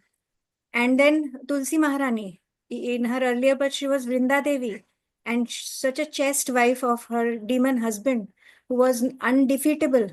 But Lord had to break her chastity so that her husband should be defeated and killed. And Lord gave Tulsi Maharani the highest position. He lives in Vrindavan himself, and he does not take anything which does not have Tulsi leaves. So if you see people who have been duty bound to their kin, Lord have been so merciful. So like how now here Lord is talking to them like Now, how then Okay. parodharma should be taken? Okay, these kind of devotees that you just described, they are no ordinary devotees, right? When Krishna came to see themselves at their door, that speaks volumes about those devotees. So those devotees are such a high platform. It's a different kind of situation than what we have been talking about here. Okay, I'm not suggesting that you give up your parents or give up your husbands and so on like that. I'm not saying that, but the devotion that you don't compromise. That's what's the main thing is that then Krishna will make things helpful to you. When it says parodharma is important, in a reality, in practical sense, Krishna will help you to make your job easier to serve him. And it is doable while doing actually pravritti marga and nivritti marga does not necessarily be given up. They need not be segregated. Both can run hand in hand. Nivritti marg is renunciation. Pravritti marg, and in the beginning stages, that is required that you have to earn a living, okay? Because you need to keep body and soul together to serve Krishna. When Sanatana Goswami, the story is given there in Chaitanya Charitamrita, Sanatana Goswami was in a lot of trouble.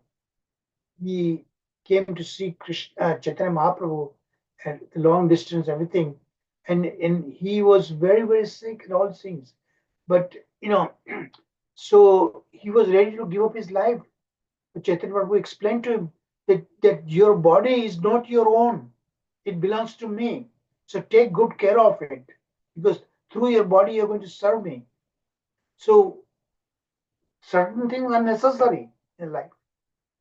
So you have to understand, take the message in a real sense, in a practical sense. The examples you gave, they are of very high caliber devotees. We cannot compare them. But in our case, we need to draw a balance. Okay. Certain things we must do that. Okay. At the same time, internally, you're devoted to Krishna. So Prabhupada gives a very nice example, very practical example. A woman has a lover. Okay. So she will act double faithfully with her husband and everything. Now, of course, this example is a kind of different kind. Prabhupada gives this example to show that how, in order real love for Paramar, they will be so much more devotedly to their own family, okay, so as not to raise doubt. मेरा कहने का मतलब यह है कि जीवन में सब कुछ सोचना है, तो उसको इसके लिए you have to practically think about it. It's a very nice story in the Shastra. There was a snake, okay? So snake was biting, people are being killed, okay? So Narad Muni comes and tells the snake, don't do that. You're unnecessarily killing people. No, don't do that, okay? And so snake hears that preaching by Narad Muni, so he agrees. So now he would not say anything at all. He would not do anything. He would not bite. So these kids used to harass the snake. They knew snake is not biting anyone, okay? And they're throwing stones and rocks and everything. So finally, Narad Muni came out. The snake was suffering. So he said, "Why are the?" So he said that don't bite. It does not mean that you should be like that. You should at least at least give a fear, so people won't mistreat you. So it's a practical way and real sense that you need to worry about that. So this Swadharma and Parodharma, you have to understand from that point of view. Okay, but internally, mentally, you have precedence to look at the great example of Mirabai. Mirabai was married to Rana, right? And internally, she thought Krishna was only her husband, but she was serving the Rana. At the same time, she was in great love with Krishna and Bhakti Rasa. The Mirabai example should be well known to everyone, how she has done that. Yes, Prabhuji. So, So when you you talk have of to striking, understand in a practical sense, just it's not like one shoe fits everyone. One size fits everyone. Think it from that way. So real message is this: you're physically you might be doing your duties. Okay, look at the examples of gopis. I told you that they were doing servicing their husband, everything like that. But internally they were devoted to Krishna. Okay? And Krishna really called them. They left everything. So that is what you need to understand.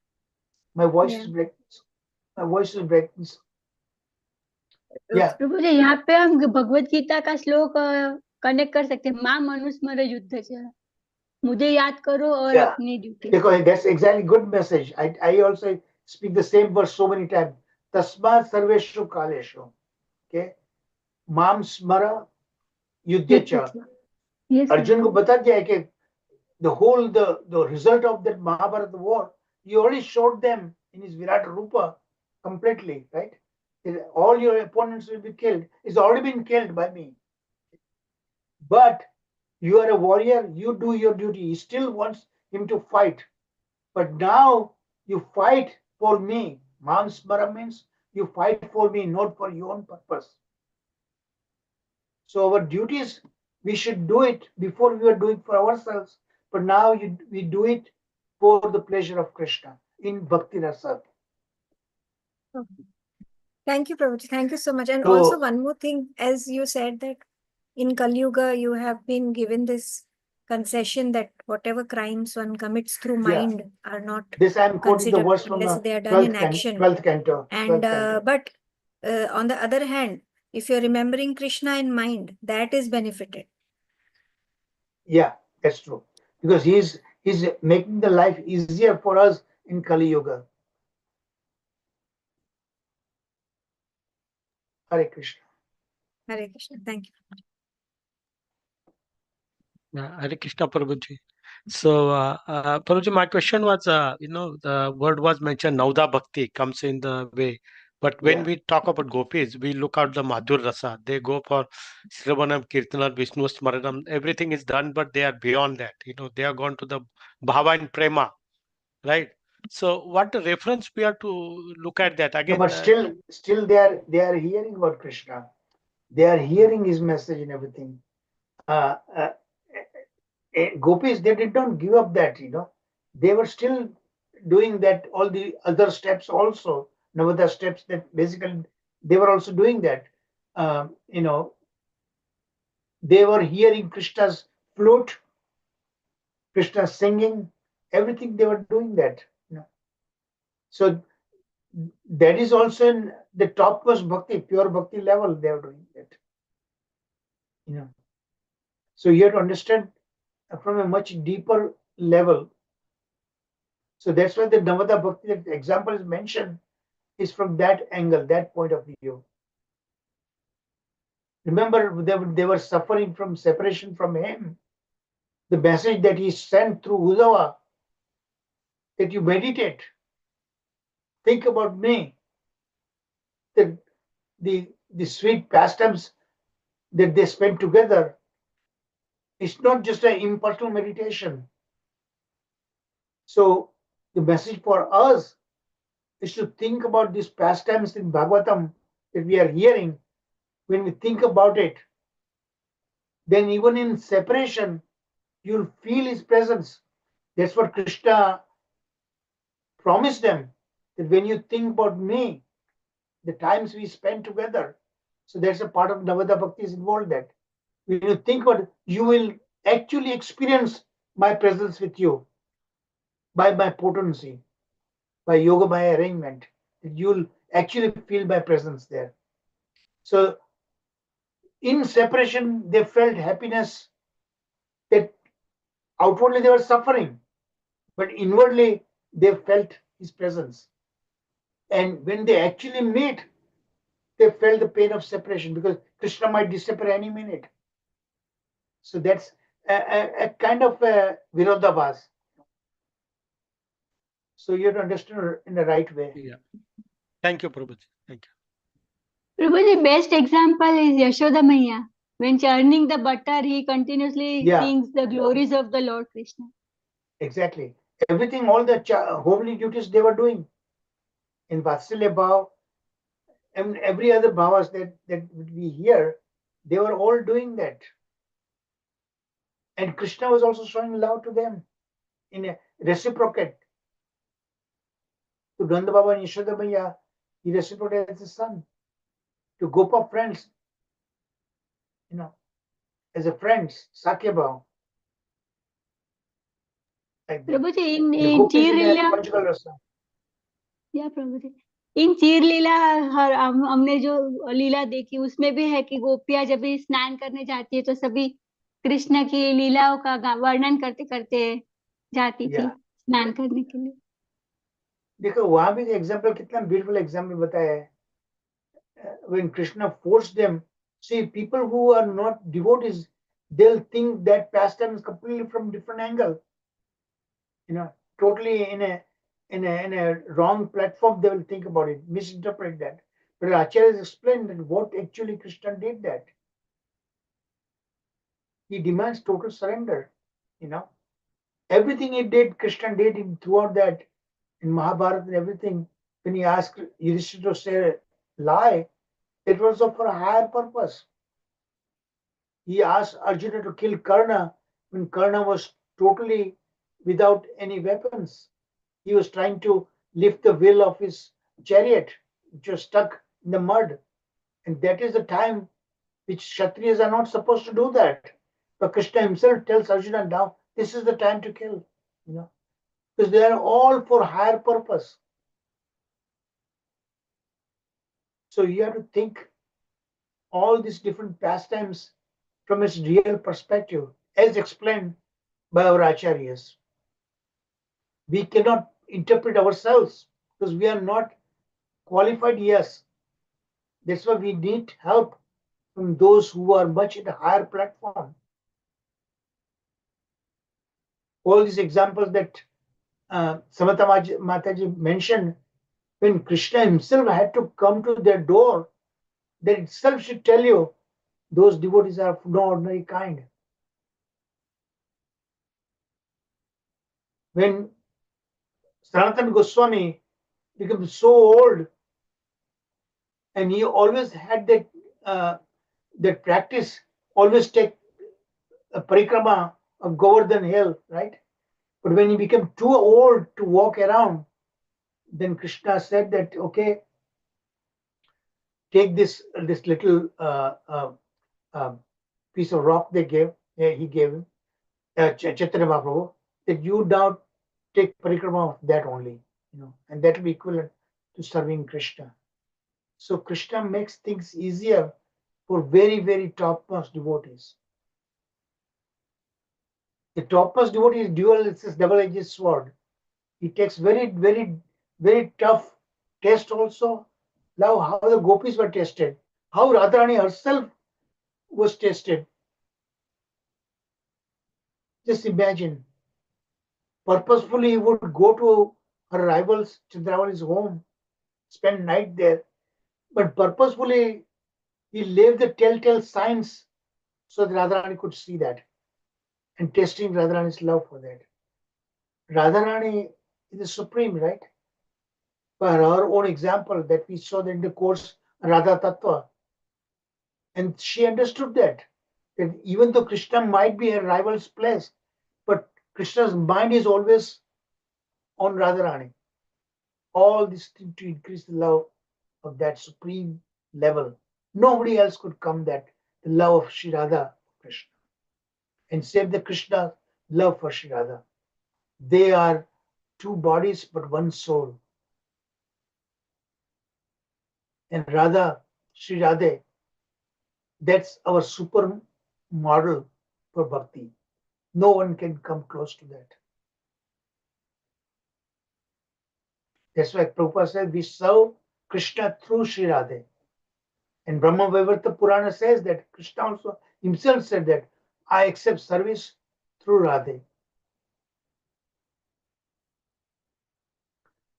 Okay, now let's about less 7 to 8 minutes remaining. I'll turn to Sharad Prabhuji, and as always, he'll enlighten us from some real jewels of bhakti. Hare Krishna, Prabhuji. Thank you, Prabhuji. What Santanataji was talking about Swadharma and Parodharma, that will be more clear in tomorrow's class actually, but I'll just give a hint. Now to test when the gopis were told by Krishna, go back to your home, and he gave all the reasons we had in the class today. Then the gopis, they put up an argument to Krishna. They told him a story. They said, there is a woman, she has her husband, but he being a businessman, he has to go out from the country for a long time. Now, this lady asked her husband what she should do while he is away. When the husband told, he should make an effigy of the husband and serve him, and that would mean serving the husband.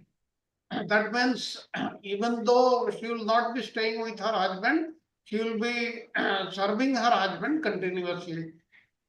Then what happens after a long time? He comes back. The wife doesn't know when he is to come back. He comes back and knocks at the door. Now at that time, the wife is serving the deity, that is the effigy of the husband. Now, the gopis are asking Krishna, what will happen if she leaves the worship and goes to attend somebody? Then that is adharma. You have not completed the task. And what will happen if the husband has himself come and she does not open the door? Then that will also be adharma. Then what should be done? Then Krishna says, automatically, if your husband has come, you should open the door. Then the gopis said, yes, we are also saying the same thing. Our real husband is you. You have come. That's why should we think of anything else?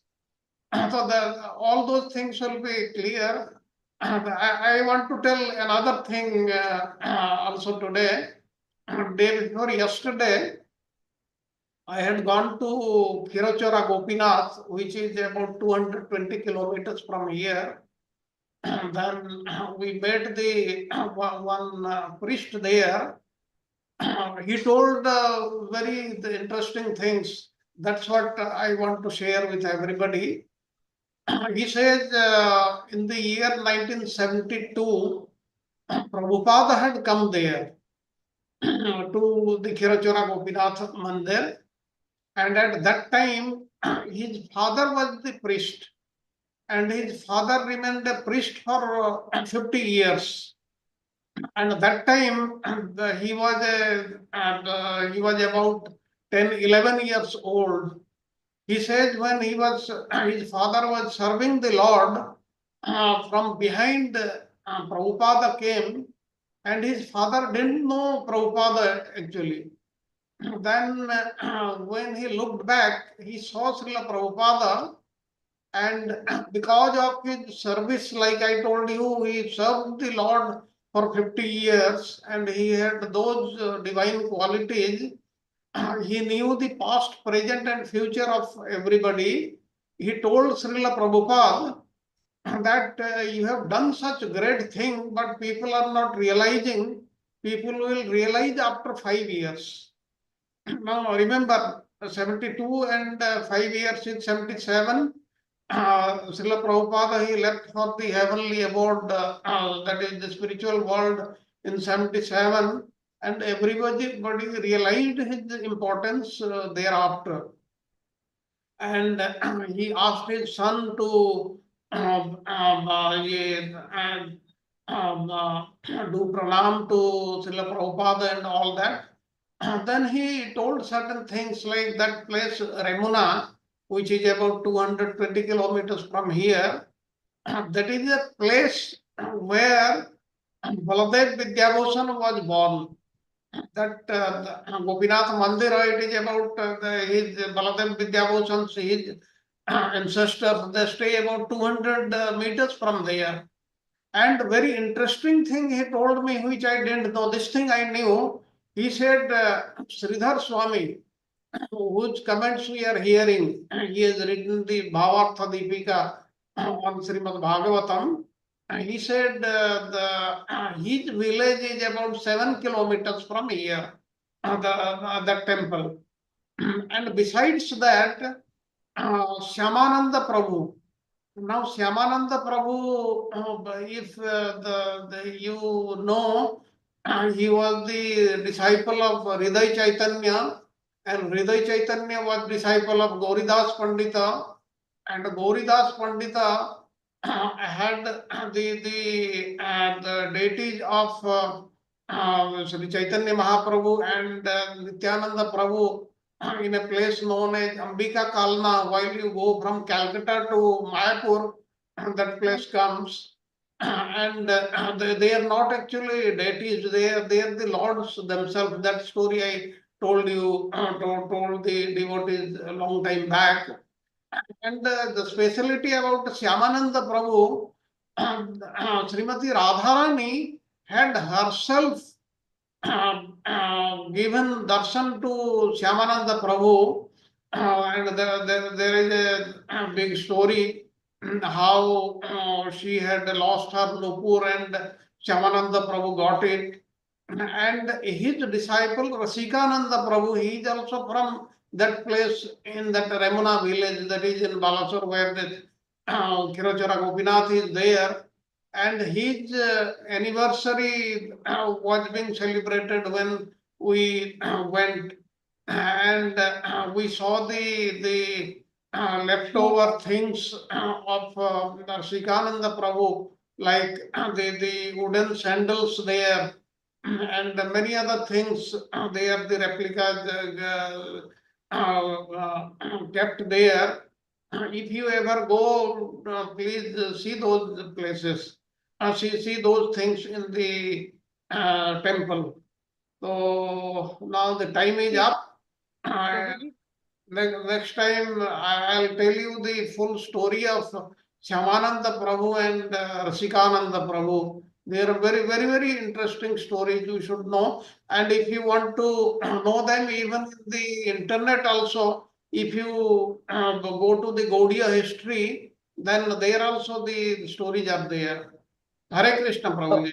Oh, that reminds me. Oh, that reminds me sometime when you have time, please tell us the story about that Sakshi Gopal. That is also in Odia, right? Yes, Prabhuji. That place that actually that pastime took place in Sakshi Gopal, is that temple is right there, right? Yes. Last Sunday we had gone there also. Yeah. So someday when we have time, I would like you to recount that particular pastime. It's very supreme.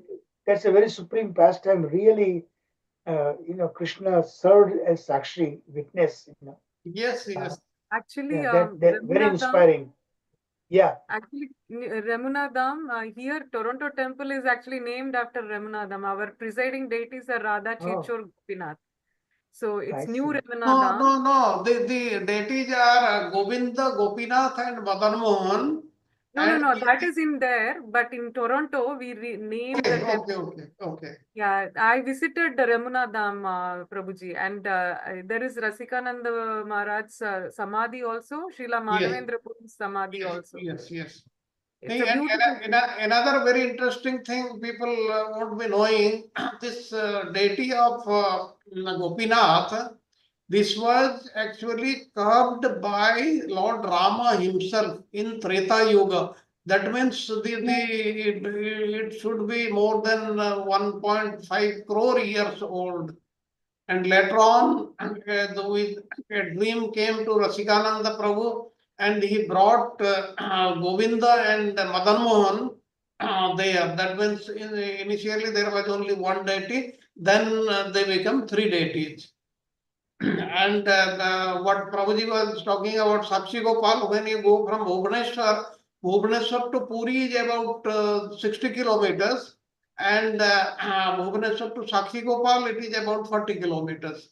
That is 20 kilometers from Puri when you come to Bhubaneswar. I'll tell the story sometime. Oh, yeah, that sometime, if you have some pictures of Sakshi Gopal, please share with us, Okay, Prabhuji, I'll do that. Yeah. Okay, I think it's time for us to conclude the class. Who is going to do this? Mission of prayer? I can do, Prabhuji. Yeah. Namaste Narasimhaya. Namaste Narasimhaya. Prahlad Ladadaine. Prahlad Ladadaine. Hiranyakashipurvakshaha. Hiranyakashipurvakshaha. Shilatankanakalaye. Shilatankanakalaye. Ito nirsimho parato nirsimho. Ito nirsimho parato nirsimho. Yato yato yamitato nirsimho. Yato yato yamitato nirsimho. Bahi nirsimho hridaye nirsimho. Bahi nirsimho hridaye nirsimho. Narasimho madim sharanam prapade. Narasimho madim sharanam prapade. Tava kara kamala varenaka adbhuta shringam dalita hiranyakashipo tanu bringa keshavadrita narahari rupa jaya jagadisha hare jaya jagadisha hare jaya jagadisha hare jaya keshavadrita narahari rupa jaya jagadisha hare jaya jagadisha hare jaya jagadisha hare jaya nrsingadev jaya nrsingadev jaya nrsingadev jaya nrsingadev jaya lakshmi narasimha jaya prahlad Maharaj jaya lakshmi narasimha jaya prahlad Maharaj